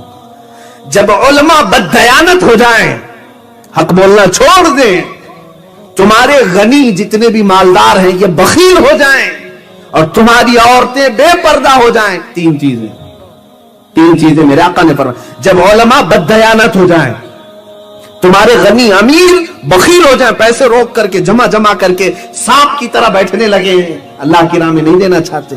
اور تیسرے, جب تمہاری عورتیں بے پردہ ہو جائیں, میرے آقا فرماتے ہیں تو اے مسلمان تیرے لیے زمین کا نیچے والا حصہ اوپر والے حصے سے بہتر ہے. کیا مطلب؟ قبر تمہارے لیے زیادہ مناسب ہے اوپر رہنے سے. حضور فرماتے ہیں زمین کا نیچے والا حصہ تمہارے لیے اوپر والے حصے سے بہتر ہے, اور اگر یہ 3 چیزیں سلامت ہیں تو قبر سے اچھی زمین ہے. حضور نے فرمایا یہ 3 چیزیں سلامت ہیں. اب وہ 3 چیزیں تو سلامت نظر نہیں آ رہی. اور میرے آقا صلی اللہ تعالی علیہ وسلم نے فرمایا, میں حدیثیں مفہومات حدیث عرض کر رہا ہوں, الفاظ حدیث تک کا تذکرہ نہیں ہو رہا ہے, یہ بھی برکت کے لیے میں عرض کر رہا ہوں. آپ کے ساتھ ایک وقت ایسا آئے گا, فرماتے میرے آقا تم گزرو گے قبرستان کے پاس سے تو قبر کو دیکھ کر کے کہو گے کاش اس کی جگہ میں سویا ہوتا تو اچھا ہوتا. اس قدر تمہارے اوپر بلائیں آ چکی ہوں گی, اس قدر فتنے آ چکے ہوں گے, تم قبر والے کو دیکھ کر کے کہو گے کاش اس قبر میں میں ہوتا تو زیادہ اچھا ہوتا. کیوں ایسا سوچو گے؟ اس لیے کہ وہ سیف چلا گیا, پہلے کے دور میں چلا گیا, ان فتنوں کو نہیں دیکھا, محفوظ چلا گیا. کورونا کے آنے سے پہلے, لاک ڈاؤن کے آنے سے پہلے تو یہی خیالات آ رہے تھے کہ جو پہلے جا چکے بیچارے عزت کے ساتھ گئے, یہ سب بلاؤں کو تو دیکھا نہیں انہوں نے, محفوظ گئے ہیں. اب یہ سختیاں بڑھتی چلی جائیں گی اور یہ زمانہ اور سختی کے ساتھ آئے. اب ہمیں معلوم بھی نہیں اب موت کون سے بستر پہ آئے گی, کس طرح ریپ کر کے ڈالا جائے گا, کہاں کھود کر کے ہمیں پھینک دیا جائے گا, معلوم نہیں. لیکن ہم سے پہلے جو گئے وہ اچھے محفوظ چلے گئے. یہ چیز آپ کے ساتھ آئے گی, تم قبر کو دیکھ کر کے تمنا کرنے لگ جاؤ گے کاش اس کی جگہ میں ہوتا تو اچھا ہوتا. یہ حدیث پاک میں عرض کر رہا ہوں, رسول کریم صلی اللہ تعالی علیہ وسلم نے فرمایا اب ذرا میں آپ کو ان حالات کے بعد پوری روئے زمین پر کیا تبدیلیاں آئیں گی, دنیا میں کون سا انقلاب آئے گا, اس پر بھی بات کر لیتے ہیں. یہ تو ہو گئی شخصی باتیں, ہمارے ساتھ کیا کیا ہوتا ہے. اب کائنات کی پوری زمین پر سیاست کو لے کر کے, حکومت کو لے کر کے, مال و دولت کو لے کر کے, دوسری قوموں کو لے کر کے کیا کیا حالات ہوں گے, یہ بھی میرے آقا نے سب بتا دیا. میں چیلنج کے ساتھ کہتا ہوں میرے عزیزوں, مخبر صادق صلی اللہ تعالی علیہ وسلم نے قیامت کی جتنی نشانیاں بتائیں, دنیا کا آج تک کوئی بھی پریڈکشن دینے والا کوئی بھی اتنی باتیں نہیں بتا سکا. حضور اکرم صلی اللہ تعالی علیہ وسلم ہر صدی کے بعد ہونے والی بات کو بتا دیا, اور کئی چیزیں اس میں وقوع پذیر ہو گئی. حضور نے جو بیان کیا وہ ہو بھی گئی ہیں. اب اللہ کے حبیب صلی اللہ تعالی علیہ وسلم نے کائنات کے بارے میں یہ فرمایا, تم دیکھو یہ قیامت اس وقت تک نہیں آئے گی جب تک بالواسطہ یا بلا واسطہ پوری دنیا پر سوائے حرمین طیبین کے یہود و نصارہ کی حکومت نہ ہو جائے. ہر ملک ہر ریاست، ہر سیاست یہود و نصارہ کے کنٹرول میں آ جائے گی. ایک وقت آئے گا یہ، اور ابھی میں سمجھتا ہوں تقریباً ہو چکا. جو بنام مسلمان دکھ رہے ہیں میرے عزیزوں، وہ ڈمی پیس ہیں، وہ صرف ڈمی پیس ہیں. چاہے وہ سعودی کے بادشاہ ہوں، امارات کے بادشاہ ہوں، بحرین کے بادشاہ ہوں، یہ کٹ پتلی ہیں. ان کی ڈور تو امریکہ کے ہاتھ میں ہوتی ہے، اسرائیل کے ہاتھ میں ہوتی ہے. یہود و نصارہ ان ممالک کو چلا رہے ہیں. آج کچھ بچے ہوں گے، سب کی بات نہیں کرتا ہوں، کچھ ہو سکتا ہے بچے ہوں گے، لیکن حدیث پاک میں یہ ہے کہ بالواسطہ یا بلا واسطہ پوری دنیا پر، ہاں حرمین طیبین کو چھوڑ کے، یہ میرے آقا نے فرمایا، حرمین طیبین مکہ اور مدینہ چھوڑ کر ساری دنیا پر یہ حکومت کر لیں گے اور یہ حکومت میں آ جائیں گے. اور اسی حکومت کے لیے تو یہ اتنا اتھل پتھل چل رہا ہے. یہ جو کچھ بھی آپ دیکھ رہے ہیں ون ورلڈ آرڈر نام سے، نیو ورلڈ آرڈر کے نام سے، یہ سب کیا چل رہا ہے میرے عزیزوں؟ یہودی یہ چاہتے ہیں کہ دنیا میں حکومت کرنے کا حق صرف اور صرف یہود کو ہے، باقی سارے لوگ غلام ہیں. وہ کہتے ہیں نحن شعب اللہ المختار، ہم اللہ کی پسند کی ہوئی جماعت ہیں. وہ عقیدہ یہ رکھتے ہیں ہم کو خاص مٹی سے بنایا گیا ہے، باقی سب کو کچرے سے بنایا گیا ہے. یہودیوں کی کتابوں میں موجود ہے یہ بات. ہاں یہود یہ کہتے ہیں کہ ہم اللہ کے بیٹے ہیں، ہم اللہ کے محبوب ہیں. قرآن میں بھی اللہ تعالیٰ نے فرمایا قالت الیہود نحن ابناء اللہ واحباؤہ، یہود یہ کہتے ہیں ہم اللہ کے بیٹے ہیں اور اس کے محبوب ہیں. تو یہ آج انہوں نے پوری دنیا میں بھی اپنے نام ایسے رائج کر دیے. جیولری، جیوز سے بن کر جیولری بن گئے، وہ گولڈ پر اپنا حق جتاتے ہیں. پوری دنیا کا سونا ہمارا ہے، پوری دنیا کا سونا ہمارا ہے. آج پوری دنیا میں اکنامک کے اور گولڈ کے ریٹ طے کرنا، اتارنا، چڑھانا یہ اپنے ہاتھ میں رکھے ہوئے ہیں. پوری دنیا میں آج جس طرح سے یہ جمع کر کے ون ورلڈ آرڈر بنانا چاہتے ہیں. ون ورلڈ آرڈر کا مطلب یہ ہے کہ ایک ہی حکومت رہے گی، ایک ہی شہر رہے گا پوری دنیا، ایک ہی حکومت چلے گی، ایک ہی سکہ چلے، ایک ہی لینگویج چلے. اس پر تو محنت چل رہی ہے. یہ سب جو کچھ بھی ہو رہا ہے یہ تمام چیزوں کی تیاریاں ہیں. کورونا کے زمانے میں نے ایک میگزین دا اکنامسٹ، اس کے فرنٹ پیج پہ یہ دیکھا تھا every thing under the control. Front page پہ یہ بھی ایک مشہور رسالہ ہے جس میں انہوں نے کہا ہر چیز اب کنٹرول میں آ چکی ہے. دعویٰ کر رہے ہیں وہ ہر چیز اب کنٹرول میں آ چکی ہے. تمہیں بھی اب آگے چل کر کے یہی سب چیزیں غلام بنایا جائے گا اور جیسے وہ کہیں اسی طرح سے تمہیں عمل کرنا ہوگا. تو یہ ون ورلڈ آرڈر کی تیاریاں. لیکن ڈرو مت مسلمانوں، میں ڈرانے کے لیے باتیں نہیں کرتا، ڈرانے کے لیے نہیں. یہ پورے کے پورے مل کر کے جو کر لیں، لیکن ہم مسلمان ہیں، اللہ ہمارے ساتھ ہے. حسبنا اللہ ونعم الوکیل نعم المولا ونعم النصیر. ہمارے لیے اللہ کافی ہے. کیا ہی بہترین وکیل ہے، کیا ہی بہترین مددگار ہے. ہم اس کے بندے ہیں، ہم اس کی امداد پر اور اس کی نصرت پر یقین رکھتے ہیں. اس نے جگہ جگہ ہمیں جگہ کر کے بیان فرمایا ہے وَكَانَ حَقًّا عَلَيْنَا نَصْرُ الْمُؤْمِنِينَ. اللہ فرماتا میں نے اپنے اوپر لازم کر لیا ہے کہ مومنوں کی مدد کروں گا. اللہ نے فرمایا ہے كَتَبَ اللَّهُ لَأَغْلِبَنَّ أَنَا وَرُسُلِي. اللہ نے یہ لکھ دیا ہے کہ اللہ اور اس کے رسول ہی غالب آئیں گے. اللہ نے فرمایا ہم لکھ دیے ہیں ہم. اور اللہ تعالیٰ نے فرمایا وَأَنْتُمُ الْأَعْلَوْنَ إِن كُنتُم مُؤْمِنِينَ. تم اگر ایمان کے ساتھ رہو گے بلند تم ہی رہو گے. مجھے میرے رب کی ذات پر یقین ہے انہیں جو کرنا ہے وہ کر لے. اور یہ پہلی بار نہیں کر رہے ہیں، اس سے پہلے بھی کر چکے. 3 بار ہو چکے، تیسری بار ہے. 2 بار آلریڈی کر چکے. نمرود کا زمانہ تھا. ایک نمرود ہے، بہت سارے نمرود آئے، اس میں ایک نمرود ایسا تھا جس نے خدا کے ساتھ لڑائی کا ارادہ کر لیا تھا. اسے طاقت بہت زیادہ آ گئی، نشہ چڑھ گیا، تو اس نے سوچا ایک ہی چیز اب کنٹرول میں نہیں آ رہی ہے. وہ کیا ہے؟ سب انسان کنٹرول میں. شیر سے لڑ لیتا تھا، جانوروں کو مار ڈالتا تھا، 100 لوگوں سے تنہا لڑتا تھا. نمرود جب اتنی طاقت کا غرور آ گیا تو اسے وزیروں نے یہ مشورہ دیا کہ اب ایک ہی چیز بچ گئی ہے، وہ کنٹرول میں نہیں آ رہی. وہ کیا ہے؟ موت. موت ہمارے کنٹرول میں نہیں آ رہی ہے. ہاں ہم جب چاہیں تب مرنا چاہیے، نہیں چاہیں تو نہیں مرنا چاہیے. یہ تو نہیں ہو پا رہا ہے. کہا یہ کیسے ہوگا؟ کہا یہ خدا دیتا ہے. اس کو ایک بار گرا دو، مار دو تو سارا کنٹرول میں آ جائے گا۔ اس بیوقوف نے کہا کہ ٹھیک ہے وہ رہتا کہاں ہے؟ اس کے وزیروں نے کہا آسمانوں پر رہتا ہے۔ اس نے بلڈنگ بنانا شروع کر دیا، بہت بڑی بلڈنگ بنایا، ہو سکتا ہے اس وقت کی ورلڈ ٹریڈ سینٹر کی طرح ہو، بڑی عمارت بنائی۔ یہ اسرائیلی کتابوں میں موجود بات بتا رہا ہوں، میرے اسلامی روایات کی بات نہیں کر رہا ہوں۔ اس نے بنایا اور پھر سارے لوگوں کو فوج کے طور پر تیار کیا۔ ون ورلڈ آرڈر وہاں پر بھی یہی تھا، سب کی لینگویج ایک، سکہ ایک، زبان سب کی ایک، سب پورے انسانوں کو جمع کر کے کہا طاقت بناؤ، طاقت بناؤ۔ کیوں؟ خدا سے لڑنا ہے، اللہ سے لڑنا ہے۔ ایک بار اس کو ہم گرا دیں تو موت و حیات ہمارے کنٹرول میں ہوگی۔ ایک بار جنگ کرنا ہے، سب مل کے جنگ کریں گے۔ اور سب کو اس نے وعدہ بھی کیا تھا جو جو جنگ میں ساتھ دیں گے، کسی کو 1000 سال جینے دے دوں گا، کسی کو 50,000 سال دے دوں گا۔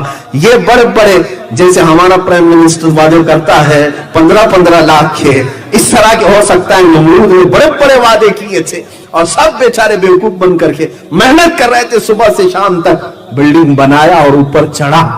اور اسرائیلی روایات میں موجود ہے کہ اللہ رب العزت، یہ انجیل کے بعض نسخوں کے متعلق عیسائی خود بیان کرتے ہیں اس چیز کو، اللہ نے فرمایا اپنے ایک فرشتے کو، اس کے کروڑوں فرشتے ہیں، کروڑوں بلکہ لا تعداد فرشتے ہیں۔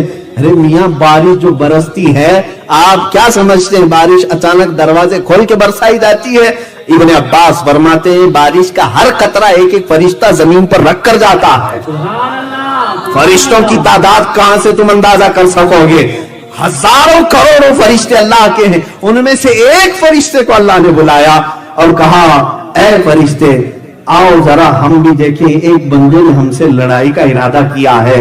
فرشتے کو بھیجا، جا تو دنیا میں اس کی خبر لے آ، زمین سے اس کی خبر لے آ۔ فرشتہ اترا، صرف اپنے پر ہلایا اور چیخ مارا، ساری بلڈنگ زمین پر آ گئی اور سب کے سب تہس نہس ہو گئے اور اوپر بیٹھا ہوا پیم بھی نیچے آ گیا۔ اب پتہ نہیں کہاں وہ چلا گیا، اس کی تاریخ میں کوئی نشانات نہیں۔ تو یہ ون ورلڈ آرڈر کا ایک بار کھیل چکے، وہ سوچتے ہیں کہ ٹرائی کیے تھے لیکن ناکام ہوئے تھے، سیکنڈ بار ٹرائی کرتے ہیں، اس لیے اب خلا میں جا رہے ہیں، اسپیس پہ جا رہے ہیں، ڈھونڈ کے آتے ہیں۔ چاند میں دکھتا ہے کہ خدا یہ بھی دیکھنے کی کوشش کی اور اوپر جانے کی کوششیں ہیں، شاید ہو سکتا ہے پوری دنیا کو فوج بنانا چاہیں، سب کو ملا کر کے one language, one currency, one world order یہ سب بنا لیں۔ میرے عزیزو خدائی طاقت کا کوئی مقابلہ ہو سکتا ہے؟ اے میرے عزیزو اللہ کی طاقت کروڑوں درجے بھی میں مثال نہیں دے سکتا، تم اس کی پیدا کی ہوئے ایک محمد کا مقابلہ نہیں کر سکتے۔ صلی اللہ تعالی علیہ وآلہ وسلم۔ عزیزان گرامی مقام، رب تبارک و تعالی وہ ان تمام چیزوں سے بے نیاز ہے، ہاں بندہ ہو کر کے اس سے کوئی مقابلہ کر ہی نہیں سکتا۔ بات میری یہ چل رہی تھی، یہود و نصارہ پوری دنیا پر غلبہ حاصل کرنا چاہتے ہیں صرف اس لیے۔ اچھا ایک ان کی کمزوری میں بتاؤں، ویک پوائنٹ، میں نے یہودیوں کے متعلق بہت کافی دنوں تک پڑھ کر کے ان کو دیکھا ہے۔ ان کا ایک ویک پوائنٹ ہے، یہ مرنا نہیں چاہتے، ہاں اس سے ان کو ڈر بہت ہے، اور یہی چیز قرآن میں بھی اللہ نے فرمایا۔ اللہ تعالیٰ فرماتا ہے فَتَمَنَّوُا الْمَوْتِ، اگر تم اللہ کے محبوب ہو، اس کے بیٹے ہو، تو موت کی تمنا کر کے دکھاؤ۔ لیکن وہ مرنا ہی نہیں چاہتے، ہرگز نہیں، بلکہ وہ آپس میں ایک دوسرے کو سلام کیا کرتے ہیں، زی 1000 سال، زی 1000 سال، 1000 سال جیو بھائی، 1000 سال جیو بھائی۔ جیتا کوئی نہیں ہے 100 سال بھی، لیکن سلام بھی ان کا یہی ہے، 1000 سال جیو، 1000 سال۔ وہ حریص ہیں کس کے؟ جینے کے، مرنا نہیں چاہتے۔ اور وہ پوری ٹیکنالوجی آج یوز کر کے جو چیز نکالنا چاہ رہے ہیں وہ یہی ہے کہ موت سے کوئی چھٹکارا مل جائے، ڈپلیکیٹ ہارٹ بن جائے، کچھ دوسرا اس کا یعنی الٹرنیٹ مل جائے کہ لائف اور بڑھائی جا سکے، لیکن اب تک نہیں کر سکے، اب تک نہیں کر سکے۔ ارے یہ لوگ روبوٹ تو بنا لیے لیکن اپنی سانسیں بڑھا نہیں سکے، اپنی سانسیں نہیں بڑھا سکے، کیونکہ قرآن میں وعدہ ہے، میرے رب نے فرمایا اذا جاء اجلهم فلا يستأخرون ساعة ولا يستقدمون، جب وہ وقت مقرر آ جائے، ایک آن نہ پہلے آئے گی نہ ایک آن بعد میں آئے گی، وہ رب تعالیٰ کا وعدہ ہے۔ تو تم ہزار جتن کر لو اس سے نہیں بچ سکتے. اب ہمارا کانفیڈنس اس سے بھی بڑھ کر کے اس لیے ہونا چاہیے کہ کائنات میں اگر اللہ کے بعد سب سے بڑا مرتبہ کسی کا تھا تو میرے آقا محمد رسول اللہ صلی اللہ علیہ وسلم کا. جب رسول پاک بھی موت کے مرحلے سے گزر چکے, اب بچا کون ہے؟ اب بچا کون ہے؟ اللہ تعالیٰ کو اگر موت نہیں دینا ہوتا تو اپنے محبوب کو نہیں دیتا, لیکن ان کو بھی موت کے مرحلے سے گزارا. اس کا مطلب ہے اب دنیا میں کوئی نہیں بچنا ہے. یہود اور نصارہ اس کی خواہش کرتے ہیں کہ وہ موت سے بچ جائیں اور پوری دنیا میں کنٹرول حاصل کریں. اب تمہیں ان کے درمیان رہ کر کیا کرنا چاہیے وہ میں بتاتا ہوں. میرے عزیزو, اب یہ حالات جو ہے بڑھتے چلے جائیں گے. ہو سکتا ہے انہوں نے پوری دنیا کو غلبہ میں لینے کے لیے ہزار جتن کر لیے. ابھی جو حالات ہیں کرنٹ ایشوز, اس میں تو یہ ہے کہ حضور اکرم صلی اللہ تعالی علیہ وسلم کی وہ حدیث بھی صادق نظر آ رہی, عمران بیت المقدس خراب یثرب و خراب یثرب ظہور الملحمۃ. حضور صلی اللہ علیہ وسلم فرماتے ہیں بیت المقدس آباد کر دیا جائے گا, مدینے کو ویران کر دیا جائے گا. مدینے کو ویران کیا جائے گا. بیت المقدس یروشلم میں ہے, جو بیت المقدس جانتے ہیں آپ, مسجد اقصی فلسطین میں ہے, اسے آباد کیا جائے گا اور مدینے کو ویران کیا جائے گا. اور جب مدینہ ویران ہو جائے تو تم دیکھو ملحمۃ الکبریٰ شروع ہو جائے گی. اب یہ بڑی نشانیاں میں بتا رہا ہوں, یہ بڑی نشانیاں. وقت کافی گزرتا چلا گیا اس لیے کہ یہ ٹاپک جو ہے اتنا طویل ہے کہ قیامت آ جائے گی. اتنا طویل ہے, قیامت آ جائے گی. عزیزان گرامی وقار, حضور اکرم صلی اللہ تعالی علیہ وسلم نے فرمایا کہ تم دیکھو کہ مدینے کو ویران کیا جائے گا, بیت المقدس کو آباد کیا جائے گا. ترتیب سے میں بتا رہا ہوں کیسے کیا کیا چیزیں پہلے آتی ہیں, اس کے بعد کیا کیا آنی. علامات قیامت, مدینہ جیسے ویران ہوگا ملحمۃ الکبریٰ شروع ہو جائے گی. یہ کیا ہے میں اس کی ڈیٹیل بتاتا ہوں. ملحمۃ الکبریٰ ایک ایسی بڑی جنگ جو اب تک نہیں ہوئی, آدم علیہ السلام سے لے کر اب تک اور قیامت تک, اس سے بڑی جنگ نہیں ہوگی پھر کبھی. یہ ملحمۃ الکبریٰ یہ کہاں ہوگی, یہ تک میرے آقا نے فرمایا ملک شام دمشق کا رابط ایک جگہ کا علاقہ ہے, وہاں مسلمان جماعتوں کا پڑاؤ ہوگا. ملحمۃ الکبریٰ شروع ہوگی. پھر اس کے بعد حضور صلی اللہ تعالی علیہ وسلم فرماتے ہیں ملحمۃ الکبریٰ جیسی ہی ختم ہوگی, یہ جنگ ختم ہوگی, قسطنطنیہ فتح ہو جائے گا. قسطنطنیہ استنبول کو کہتے ہیں, ترکی میں جو ہے. یہ ہو سکتا ہے کافروں کے ہاتھ میں چلا جائے, ابھی تو فی الحال اسلامی حکومت میں ہے, مسلمانوں کے پاس سیکولر حکومت ہے. مسلمانی حکومت, اسلامی حکومت تو نہیں کہتے کیونکہ ترکی کا آئین یہ بتاتا ہے کہ وہاں کوئی اسلام نہیں اور سیکولر ہے. فی الحال حضور اکرم صلی اللہ تعالی علیہ وسلم نے فرمایا قسطنطنیہ فتح ہوگا, اور جیسی قسطنطنیہ فتح ہوگا تم دیکھو گے دجال ظاہر ہو جائے گا, دجال نکلے گا. یہ دجال کیا ہے؟ اب یہ سب چیزیں اتنی بڑی ہیں میرے عزیزوں, خود اپنے آپ میں ایک بڑا ٹاپک ہے. ہمارے محبان گرامی بزم قادریہ والوں نے سوچا ہوگا کہ شاید یہ سب ملا کر کے 10-15 منٹ میں ہو جائے, اسی لیے علامات قیامت اتنا بڑا ٹاپک مجھے دے کر کے بٹھایا ہے. اور میں ابھی طالب علم ہی ہوں اس زمانے میں, اس میں یہ سب علوم کا میں ابھی طالب علم ہوں, ابھی پڑھ ہی رہا ہوں میں. بہرحال جتنا پڑھ چکا اس میں سے جو مجھے یاد رہ گیا وہ عرض تو کروں گا. یہ 5 چیزیں ہو گئی, مدینے کی ویرانی, بیت المقدس کی آبادی, بیت المقدس کی آبادی کے بعد ملحمۃ الکبریٰ کا ظہور, ملحمۃ الکبریٰ کے بعد قسطنطنیہ کی فتح, قسطنطنیہ کے بعد دجال کا ظہور. یہی وہ زمانہ ہوگا جب امام مہدی بھی آئیں گے اور حضرت عیسیٰ علیہ السلام کا نزول بھی. ایک ساتھ یہ نشانیاں ایسی آئیں گی کہ پے در پے وقت نہیں ملے گا کسی کو. جب بڑی نشانیاں ظاہر ہوں گی وقت کسی کے پاس نہیں ہوگا, پے در پے آئیں گی. فرمایا ایسے جیسے تم وضو کے لیے ہاتھ دھوتے ہو, ایک ہاتھ دھونے کے بعد دوسرے ہاتھ کی فکر ہوتی ہے. اتنی جلدی جلدی جیسے ہم سیدھا ہاتھ دھوئے تو فوراً اس کے بعد ہم نہ کلی کرنے جاتے, ناک میں پانی چڑھانے جاتے, ہم کو فکر ہے کہ اس کے بعد دوسرا ہاتھ دھونا ہے. فرمایا گیا ایسی ہی بڑی نشانیاں ایک ایک بات دکھ رہے فوراً فوراً ظاہر ہوں گے. اب مدینے کی ویرانی سے کیا مطلب ہے میرے عزیزو, اس کے کئی معنی مفسرین نے فرمائے ہیں کہ لوگ وہاں پر عبادتوں سے عاری ہو سکتے ہیں, عبادتوں سے عاری ہو کر دنیا پرست ہو جائیں اور مدینہ چھوڑ کر کے رخصت ہونے لگ جائیں. جیسے کہ آج سعودی اس بات کی طرف रवां दवा हैं, वो भी अय्याशी के लिए दूसरी कंट्रीज का सफर करने पर तैयार है। मदीने रसूल कोई छोड़ना नहीं चाहता था पहले से भी, आज भी मदीने वालों का दिल वहां लगा हुआ होता है, लेकिन हो सकता है जमाने की नीरंगियां ऐसी हैं कि वहां के बच्चों को भी अब मैं नशा करते हुए देख रहा हूं। हाँ, मक्का और मदीने के बाजारों में इन जालिमों ने चरस पहुंचाया है, सब पहुंचा दिया है। कहने को तो मंशियात पर वहां कत्ल की सजा है, लेकिन पहुंचाया तो सबके घरों में है। वहां के नौजवान बच्चों को भी नशा का एडिक्ट बनाया है। हो सकता है इसी वजह से वहां के जालिम बादशाह के बेटे को आज वहां की नौजवान कौम पसंद करती है। उसकी वजह यही है कि ये ज्यादा मॉडर्निटी की तरफ बुलाता है, नंगेपन की तरफ। बल्कि मुझे हैरत हुई, आज मैं ये खबर भी सुना कि वो इस बात को डिनाई कर रहे हैं, we are not defender of Islam, हम इस्लाम के डिफेंस करने वाले लोग नहीं हैं। वो फख्र से कह रहे हैं इस बात को, हम डिफेंडर नहीं हैं। अजीजान गिरामी, यही अरब में हुजूर अकरम सल्लल्लाहु तआला अलैहि वसल्लम की एक हदीस सुन लो, वैलुल लिल अरब मिन शर्रिन कद इक़तरब। हुजूर फरमाते अरब के लिए हिलाकत हो, अरब के लिए बर्बादी हो, वो उस शर की वजह से जो बहुत करीब आ रही है।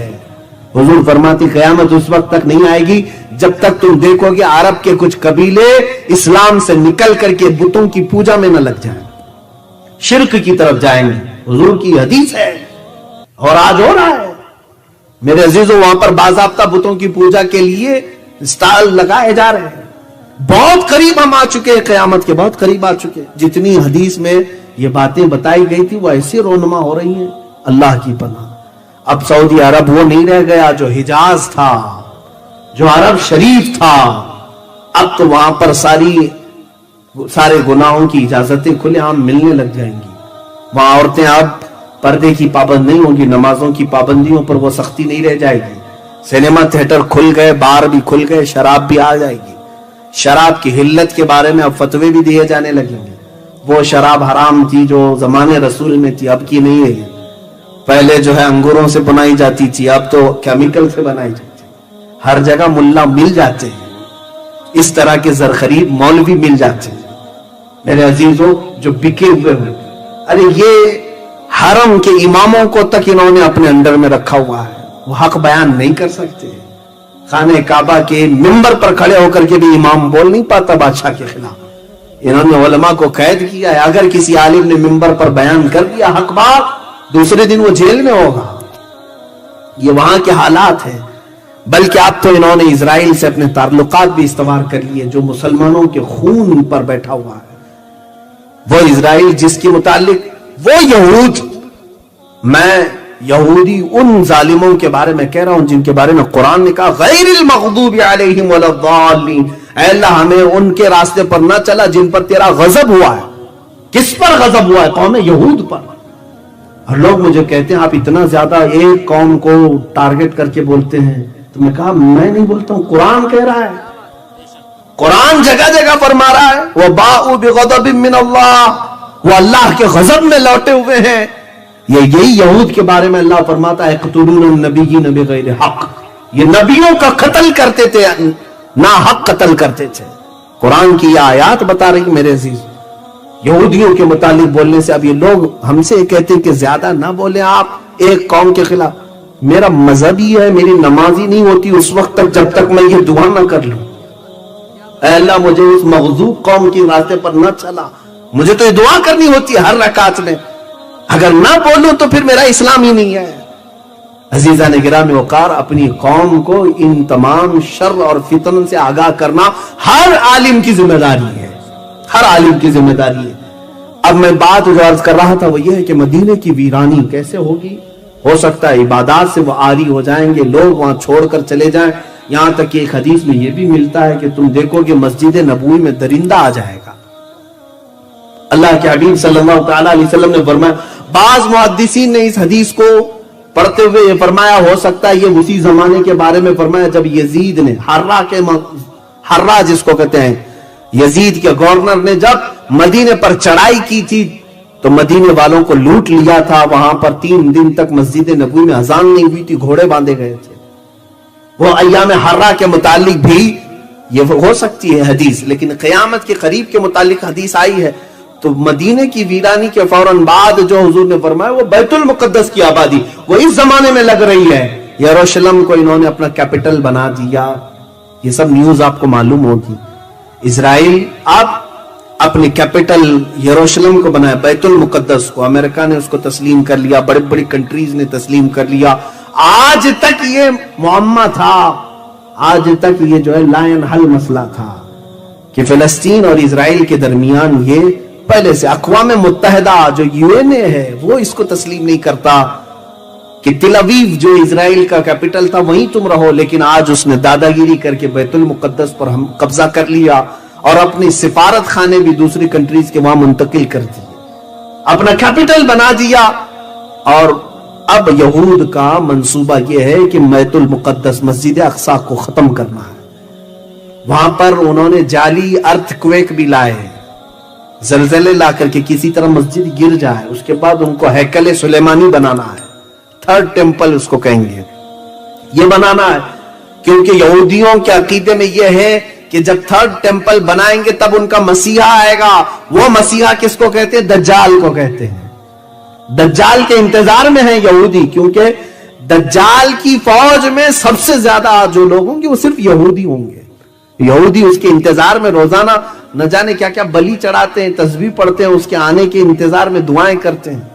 دیکھیں مسیحا کا لفظ جو ہے 3 بڑے مذہبوں میں ملتا ہے، یہودیوں کے مذہب میں، عیسائیوں کے مذہب میں اور ہمارے مذہب میں بھی مسیحا کا لفظ، لیکن ڈیفرنٹ ہے، سوچنے کی فکر کرنے کی طریقے الگ الگ ہے۔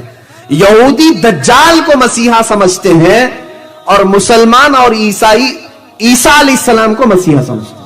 ہم بھی عیسیٰ علیہ السلام کے انتظار میں ہیں، عیسائی بھی انتظار میں ہیں، بعض عیسائی، بعض تو یہ کہتے ہیں کہ وہ مصلوب ہو گئے، قتل ہو گئے، ان کو پھانسی دے دی گئی، لیکن بعض ان میں بھی بہت ساری فرقے ہیں، آرتھوڈکس ہیں، کیتھولک ہیں، پروٹسٹنٹ ہیں، سب کے عقیدے اپنے اپنے الگ الگ بنے ہوئے ہیں۔ انجیلوں کی بھی قسمیں الگ الگ ہو گئی، بائبل کی کتنی ہی۔ بہرحال ایک متفقہ عقیدہ یہ ہے کہ عیسیٰ علیہ السلام دوبارہ آئیں گے، اور مسلمانوں میں تو سب میں اتفاق ہے۔ حضور نے فرمایا قیامت اس وقت تک نہیں آئے گی جب تک عیسیٰ ابن مریم نازل نہ ہو جائے۔ حضور نے فرما بھی دیا ہے کہاں آئیں گے، کیسے آئیں گے۔ دمشق میں آئیں گے، ملک شام میں عیسیٰ علیہ السلام وہاں آئیں گے۔ اب یہ بعد کی باتیں ہیں، یہ علامات، اور تو یہاں بات تھی بیت المقدس کی آبادی۔ 2 لاکھ بستیاں ابھی یہودیوں نے بنائی، جہاں پر بینڈ تھا 2 لاکھ لوگوں کو بسا دیا، یہ آباد کرتے جا رہے ہیں، اور سارے 5 سٹار ہوٹل یروشلم کی طرف جا رہے ہیں۔ یہ بیت المقدس کی آبادی ہے۔ فرمایا گیا تھا جو حدیث میں کہ بیت المقدس آباد ہوگا، مدینے کو ویران کیا جائے گا۔ سوچو آپ، یہ تو میں صرف گیس کر کے آپ کو قریب کرنا چاہ رہا ہوں۔ اس کے بعد ان لوگوں نے ساری ملٹی نیشنل کمپنیاں جتنی بھی ورلڈ کی ہیں ان سب کا سینٹر انہیں اسرائیل میں بنانا ہے، یروشلم میں بنانا ہے۔ چند دنوں کے بعد آپ دیکھو گے یہ جو سپر پاور ہیں یہ بھی سب ٹوٹ کر بکھر جائیں گے، اور 1 ورلڈ آرڈر کے اعتبار سے سب اسرائیل کی طرف منتقل ہو جائیں گے، سب کو وہ اپنا کرتا دھرتا اسی کو ماننا شروع کر دیں گے۔ بہرحال یہ وہاں کے ایک عالم نے بھی خود بیان کیا ہے، یہودی عالم نے، وہ ربی ہے، اس نے خود بیان کیا ہے، ابھی کی بات ہے، لاک ڈاؤن کے ٹائم پہ اس نے خود ایک بیان دیا کہ ہمارے نیکسٹ پلان کیا کیا ہے۔ بہرحال اگر ہم بیان کریں تو کون سا قصور ہے۔ عزیزان گرامی وقار، یہ بیت المقدس کی آبادی، مدینے کی ویرانی کے بعد جو ملحمت الکبریٰ ہے وہ کیا ہے؟ سنیں، ایک جنگ ہوگی، بہت بڑی جنگ، جس کا ذکر ان کی مقدس کتابوں میں بھی آیا ہے، جس کو ہرمجدون کہا گیا اردو میں، اور انگلش میں ارمیگڈون کہتے ہیں۔ ارمیگڈون تلاش کر لینا میرے بچوں، اس کو پڑھو، آپ تحقیق کرو، قیامت آنے سے پہلے کیا کیا ہوگا، یہ سب میرے آقا مخبر صادق صلی اللہ علیہ وسلم نے بیان کیا۔ یہ جنگ اتنی خطرناک ہوگی، حضور پاک صلی اللہ علیہ وسلم فرماتے ہیں اسلام کے مخالف جو لوگ آئیں گے وہ 80 جھنڈوں کے نیچے آئیں گے، ہر جھنڈے کے نیچے 12,000 کی فوج ہوگی۔ تعداد بھی میرے آقا نے بیان کی۔ اس اعتبار سے دیکھا جائے کیلکولیشن کر کے 9,60,000 کی فوج تم سے لڑنے کے لیے آئے گی۔ اب یہ مسلمانوں کے لیے بڑا ہی سخت ترین دن ہوگا. یہ سب ہانکے جائیں گے ملک شام کی طرف, لوگ ہجرت کر رہے ہوں گے اور مسلمان سب ایک جگہ جمع ہو جائیں گے دمشق میں اور ان سے مقابلہ کر رہے ہوں گے. اب سنو, اس جنگ کے متعلق میرے آقا نے فرمایا ملحمۃ الکبریٰ جب شروع ہوگی تو مسلمانوں کی طرف میں جتنے ہوں گے اس میں سے 1/3 میدان چھوڑ کے بھاگ جائیں گے. 1/3 1/3 لوگ میدان چھوڑ کر بھاگ جائیں گے کافروں سے ڈر کر کے. اب میرے آقا نے فرمایا یہ وہ لوگ ہوں گے اللہ ان کی توبہ کبھی قبول نہیں کرے گا, ان کے لیے جہنم لکھ دی جائے گی. وہ دنیا کے سب سے مردود قسم کے لوگ ہوں گے جو دھتکارے ہوئے ہوں گے, جو میدان چھوڑ کر کے ہٹا. اسی لیے میرے عزیزو آج سے ہی پریکٹس کرو, میدان چھوڑ کے جانا نہیں. ہاں ہمیں ڈٹے رہنا ہے. ہم جس دین پر قائم ہیں یہ دین ہلکا نہیں جو پتنگوں سے اڑ جائے. ہم دین اسلام سے وابستہ ہیں جس کی جڑیں تحت الثری میں ہیں اور شاخیں اوج ثریا پر ہیں. ہم اس دین کے سے وابستہ ہیں, ہمیں ہلا نہیں سکے گا کوئی. ہاں یہ بات اور ہے کہ کوئی منافق ہو تو میدان چھوڑ کے بھاگے گا, وہ 1/3 میدان چھوڑ کے چلے جائیں. اب بچیں گے 2/3. اب اس میں کیا ہوگا فرماتے ہیں میرے آقا صلی اللہ علیہ وسلم پھر 1/3 ایسی ہوگی جو سامنے کافر ان کو مار ڈالیں گے, شہید ہو جائیں گے, قتل ہو جائیں گے. 1/3 بھاگ جائے, 1/3 قتل ہو جائے. کیسی آزمائش کا دن ہوگا, کیسے امتحان کا دن ہوگا. میرے آقا فرماتے ہیں تم دیکھنا یہ وہ شہید ہوں گے جو روئے زمین پر سب سے افضل شہید ہوں گے, افضل شہید ہوں گے. اور اس کے بعد جو بچ جاتے ہیں اخیر میں وہ 1/3 جو تیسرے ہیں, رسول پاک صلی اللہ تعالی علیہ وسلم فرماتے ہیں ان کو اللہ تبارک و تعالی فتح مبین عطا فرمائے گا. یہ ملحمۃ الکبریٰ ہے. وقت ہو چکا ہے.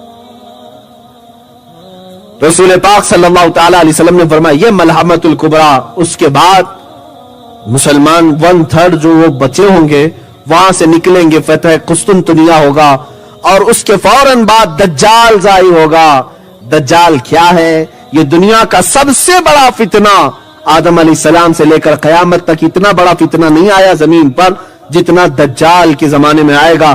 خود میرے آقا صلی اللہ تعالی علیہ وسلم نمازوں میں یا دیگر اذکار کے موقع پر دعا کرتے تھے اللہم انا نعوذ بک من فتنۃ المسیح الدجال. اے اللہ ہم تیری پناہ مانگتے ہیں مسیح دجال کے فتنے سے. وہ اتنا بڑا فتنہ ہوگا کہ آئے گا لوگوں کے پاس اور ان کے سامنے پیش کرے گا میں خدا ہوں.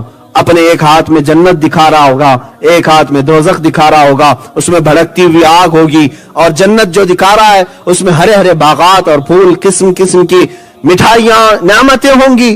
حضور فرماتے ہیں کہ تم اس کی جہنم کو لے لینا, وہ جو آگ دکھا رہا ہے اس کو لے لینا, اس لیے کہ وہ حقیقت میں نعمتیں ہوں گی اللہ کے پاس, اور اس کی جنت کو اگر تم نے قبول کر لیا تو تم حقیقی دوزخ میں چلے جاؤ گے.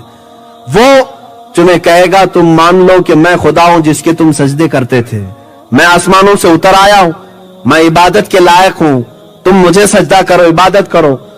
میں سمجھ نہیں پاتا آج بعض لوگ جو جھاڑ کے لیے جھک جاتے ہیں, پتھروں کے پاس جھک جاتے ہیں, چھوٹی سی بیماریوں میں اگر کوئی بابا پھک مارے اس کو خدا مان لیتے ہیں, پھر دجال کو پتہ نہیں کیا کیا مانیں گے وہ لوگ, کیونکہ دجال بارش برسا کے دکھائے گا, زمین سے سبزے اگا کر دکھائے گا, مردے کو زندہ کر کے دکھا دے گا. یہ بڑی بڑی چیزیں. تو جو جاہل ہیں وہ جٹ والے باباؤں کو اللہ کا ولی بول دیتے ہیں, تو دجال کو پتہ نہیں کیا کہہ دیں گے, کتنے القاب سے اسے نواز دیں گے کہ یہ تو اس کو پیر بنا لیں گے. ایسے وقت میں ایمان کی آزمائش ہوگی, بہت سارے ایمان چھوڑ دیں گے اور اس کو خدا مان لیں گے, اور یہ سب سے بڑا فتنہ ہوگا دنیا کا, اور دجال لوگوں کی ایمان خرید رہا ہوگا. لیکن جو مخلص مومن ہے, جو صرف اللہ پر ایمان رکھتا ہے, وہ ان کے عجائبات پر ٹس سے مس نہیں ہوگا, یہاں تک کہ اسے وہ گرم کھولتے ہوئے تیل میں بھی ڈالے گا تب بھی وہ لا الہ الا اللہ ہی کہہ رہا ہوگا. عزیزان گرامی, یہ دجال کا فتنہ جیسے ہی ختم ہوگا, یہ کیسے ختم ہوگا؟ حضرت عیسیٰ علیہ السلام کے ذریعے سے. اللہ تعالیٰ عیسیٰ علیہ السلام کو اتارے گا, ان کی خوشبو سے وہ پگھل رہا ہوگا, ان کی خوشبو سے پگھل رہا ہوگا. 40 ہی دن دنیا میں وہ رہے گا, لیکن فتنہ مچائے گا. بعض نے کہا ہے کہ 7 سال رہے گا. بہرحال لیکن بڑا فتنہ کرے گا, لوگوں کو بہکائے گا, اور اس کے بعد عیسیٰ علیہ السلام اپنی تیر سے مقام لد میں اسے ماریں گے. لد یہ اسرائیل میں ایک جگہ ہے, وہاں اسے قتل کریں گے. اس کے بعد اب جو خوشی کی بات ہے, قیامت سے پہلے اتنی باتیں علامات آپ نے سنی, سب میں ڈر ہی لگا. لیکن خوشخبری کی بات یہ ہے, میرے آقا فرماتے ہیں اس کے بعد پوری دنیا میں صرف پرچم اسلام لہرائے گا. جو اللہ کا وعدہ ہے, هو الذی ارسل رسولہ بالہدی ودین الحق لیظہرہ علی الدین کلہ, وہ خدا ہے جس نے اپنے رسول کو بھیجا دین حق کے ساتھ اور ہدایت کے ساتھ, اس لیے کہ یہ دین پوری دنیا پر غالب کر کے رہے گا. وہ غلبہ اس وقت آئے گا, اور وہ کس کے ہاتھ سے ہوگا؟ امام مہدی کے ہاتھ سے ہوگا. امام مہدی کون ہے؟ میرے آقا فرماتے میری اولاد میں ایک اخیر زمانے میں میرا بیٹا پیدا ہوگا جس کا نام میرے نام سے مشابہ ہوگا. حضرت امام مہدی کا نام محمد ہوگا. وہ سادات میں سے ہوں گے, اہل بیت میں سے ہوں گے, اور مدینہ طیبہ میں ان کی پرورش ہوگی, اور وہ مکہ مکرمہ میں آئیں گے, اور رمضان کا مہینہ ہوگا. اس وقت ایک فوج آئے گی حبشہ کی طرف سے یا افریقہ کی طرف سے, جو خانہ کعبہ کو ڈھانے کی کوشش کرے گی, اور اس وقت مسلمان گھبرائے ہوئے ہوں گے. سارے طواف کعبہ میں رمضان کا آخری عشرہ گزر رہا ہوگا, سب ڈر کر کے اس فوج سے سہم چکے ہوں گے. امام مہدی اٹھیں گے اور اپنے ہاتھ اٹھا کر دعا کریں گے, اللہ زمین کو پھاڑ دے گا, وہ پوری فوج دھس جائے گی. اللہ خانہ کعبہ کی حفاظت فرمائے گا امام مہدی کے ذریعے.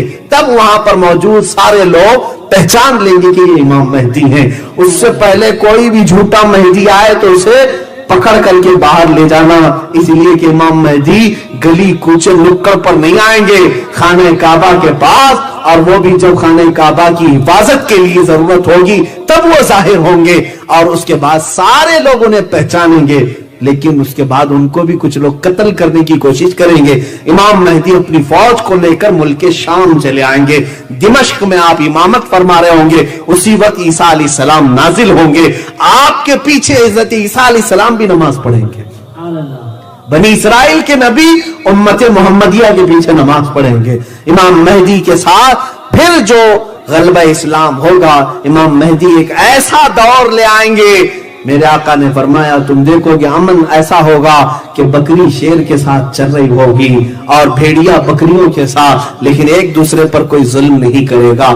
کوئی بھی دنیا میں دودھ میں پانی نہیں ملائے گا, اور کوئی بھی دنیا میں خلط ملط نہیں کرے گا, امانت میں خیانت نہیں کرے گا. پوری دنیا کو امام مہدی عدل سے بھر دیں گے, پرچم اسلام لہرائے گا. یہاں تک کہ حضور فرماتے ہیں جو دین حضور لے کر کے آئے تھے خالص اس دین کی طرف امام مہدی لے کر کے جائیں گے. یعنی سارے فرقے ختم ہو جائیں گے, ساری جماعتیں ختم ہو جائیں گی, سارے باطل پیر مر جائیں گے, صرف اور صرف ایک ہی جھنڈا لہرائے گا, وہ حق جماعت کا ہوگا, وہ امام مہدی کے ہاتھوں ہوگا. اور ان کی علامات آنے سے پہلے جو بتائی گئی ہیں, 2-3 باتیں بتاتا ہوں, 10 منٹ کا ہے. امام مہدی جس رمضان میں آئیں گے یا اس سے پہلے کی علامات میں فرمایا گیا, رمضان میں تم دیکھو کہ چاند کو گرہن لگ چکا ہوگا 2 مرتبہ, سورج گرہن ہو چکا ہوگا. ایک ہی رمضان میں چاند کو بھی گرہن لگے, سورج کو بھی گرہن لگے, اور اس کے بعد امام مہدی کے ظہور کی علامات ہیں.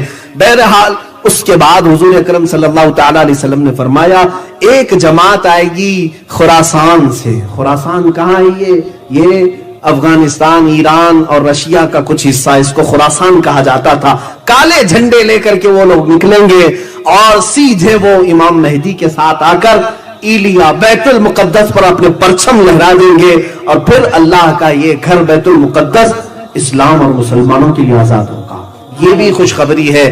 یہ 40 سال کا امن و امان کا زمانہ گزرے گا, اور اس کے بعد امام مہدی کی وفات ہوگی. حضرت عیسیٰ علیہ السلام مدینہ طیبہ میں وفات پائیں گے. میرے آقا صلی اللہ تعالی علیہ وسلم کے قدموں میں آپ دفن بھی ہوں گے. آج بھی میرے آقا کے مزار اقدس کے پاس ایک جگہ خالی ہے جو حضرت عیسیٰ علیہ السلام کے لیے ہے. یہ قیامت سے پہلے پڑی نشانیاں یہ چند ہو گئی. اس کے بعد اب جو ظاہر ہوگا وہ دابت الارض. اس سے پہلے روایات میں اختلاف ہے, یاجوج ماجوج بھی آ کر کے چلے جائیں گے. یاجوج ماجوج ایک جماعت ہے, وہ دجال کے ظاہر ہونے سے پہلے آئے گی. اور وہ بھی قوم فساد مچائے گی لیکن اتنا نہیں جتنا دجال مچائے گا. ہاں لیکن وہ مارے بھی کیسے جائیں گے؟ ایک کیڑا اللہ ان کی گردنوں پہ چھوڑ دے گا. شاید وہ کورونا ہی گردن میں ہی آتا ہے, تھروٹ انفیکشن سے ہی آتا ہے, اور حدیث میں ملتا ہے گردن میں ان کے کیڑا چھوڑ دے گا. اسی کیڑے کی وجہ سے پوری یاجوج ماجوج قوم مر جائے, ختم ہو جائے. یہ نشانی ختم ہو گئی. اب بچتی ہیں باتیں, دو بڑی نشانیاں. ایک دابۃ الارض, ایک جانور نکلے گا اور اس کے ہاتھ میں ایک لاٹھی اور اس کے ہاتھ میں ایک انگوٹھی. اب وہ جو مسلمان ہوگا اور جو کافر ہوگا وہ علامتیں لگاتا چلا جائے گا. اب اس کے بعد کوئی مسلمان کافر نہیں ہوگا, کوئی کافر مسلمان نہیں ہوگا. اسی اسنا میں اچانک ایک دن ایسا آئے گا جب سورج پچھم سے نکل آئے گا. سورج آج کہاں سے نکل آتا ہے؟ ایسٹ سے, مشرق سے, لیکن اس وقت سورج مغرب سے نکل آئے گا. لیکن ایسا نہیں ہے کہ پورا دن وہاں جا کے ڈوبے گا, آدھا دن رہے گا پھر واپس اپنی منزل پر ہی جا کر ڈوبے گا. یہ وہ دن ہے جس کے بارے میں حدیث میں ہے آخری دن ہے دنیا کا جس کے بعد توبہ کا دروازہ بند کر دیا جائے گا. اب کسی کی توبہ قبول نہیں کی جائے گی. کوئی ایمان لائے تو ایمان نفع نہیں دے گا, کوئی اپنی برائیوں سے توبہ کرے تو اسے توبہ نفع نہیں دے گی. ان کے بعد یہ سارے مسلمان ایک کے بعد دیگر انتقال کرتے چلے جائیں گے. قیامت جو آئے گی وہ مسلمانوں پہ نہیں آئے گی. یہ بھی ایک اچھی بات ہے ہمارے لیے. اللہ ایمان کے ساتھ زندہ رکھے. مسلمانوں پر, ایمان والوں پر قیامت نہیں آئے گی. ایمان والے دنیا سے رخصت ہو چکے ہوں گے, سب جا چکے ہوں گے.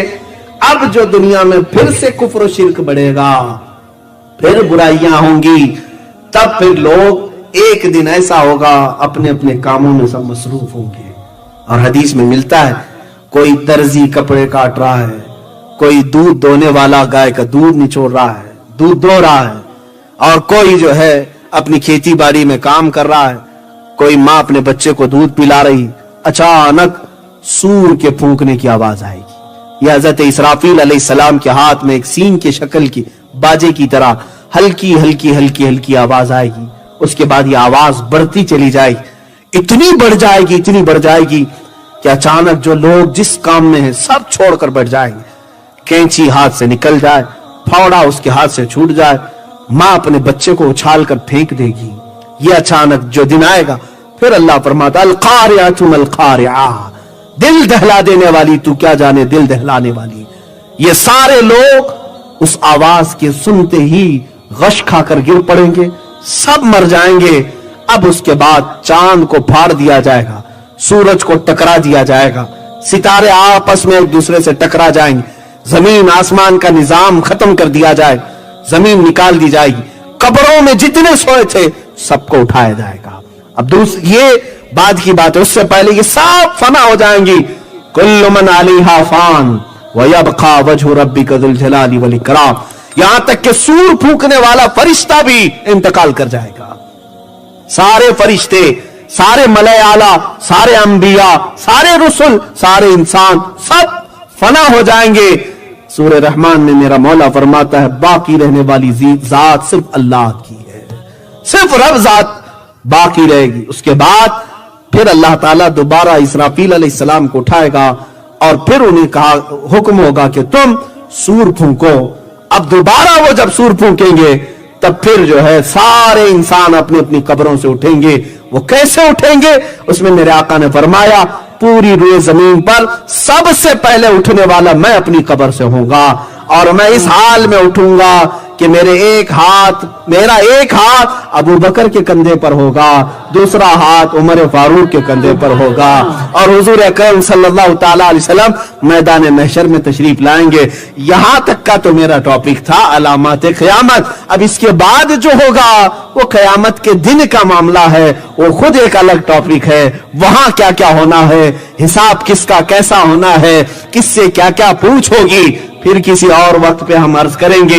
لیکن اتنی بات ضرور ہے اے سنی مسلمانوں, یہ سارا قیامت کا منظر جو قائم ہوگا وہاں ہمارے لیے ایک امید کی بات ہوگی کہ اگر وہاں بولی کسی کی بولی جا رہی ہوگی تو صرف میرے آقا کی ہوگی.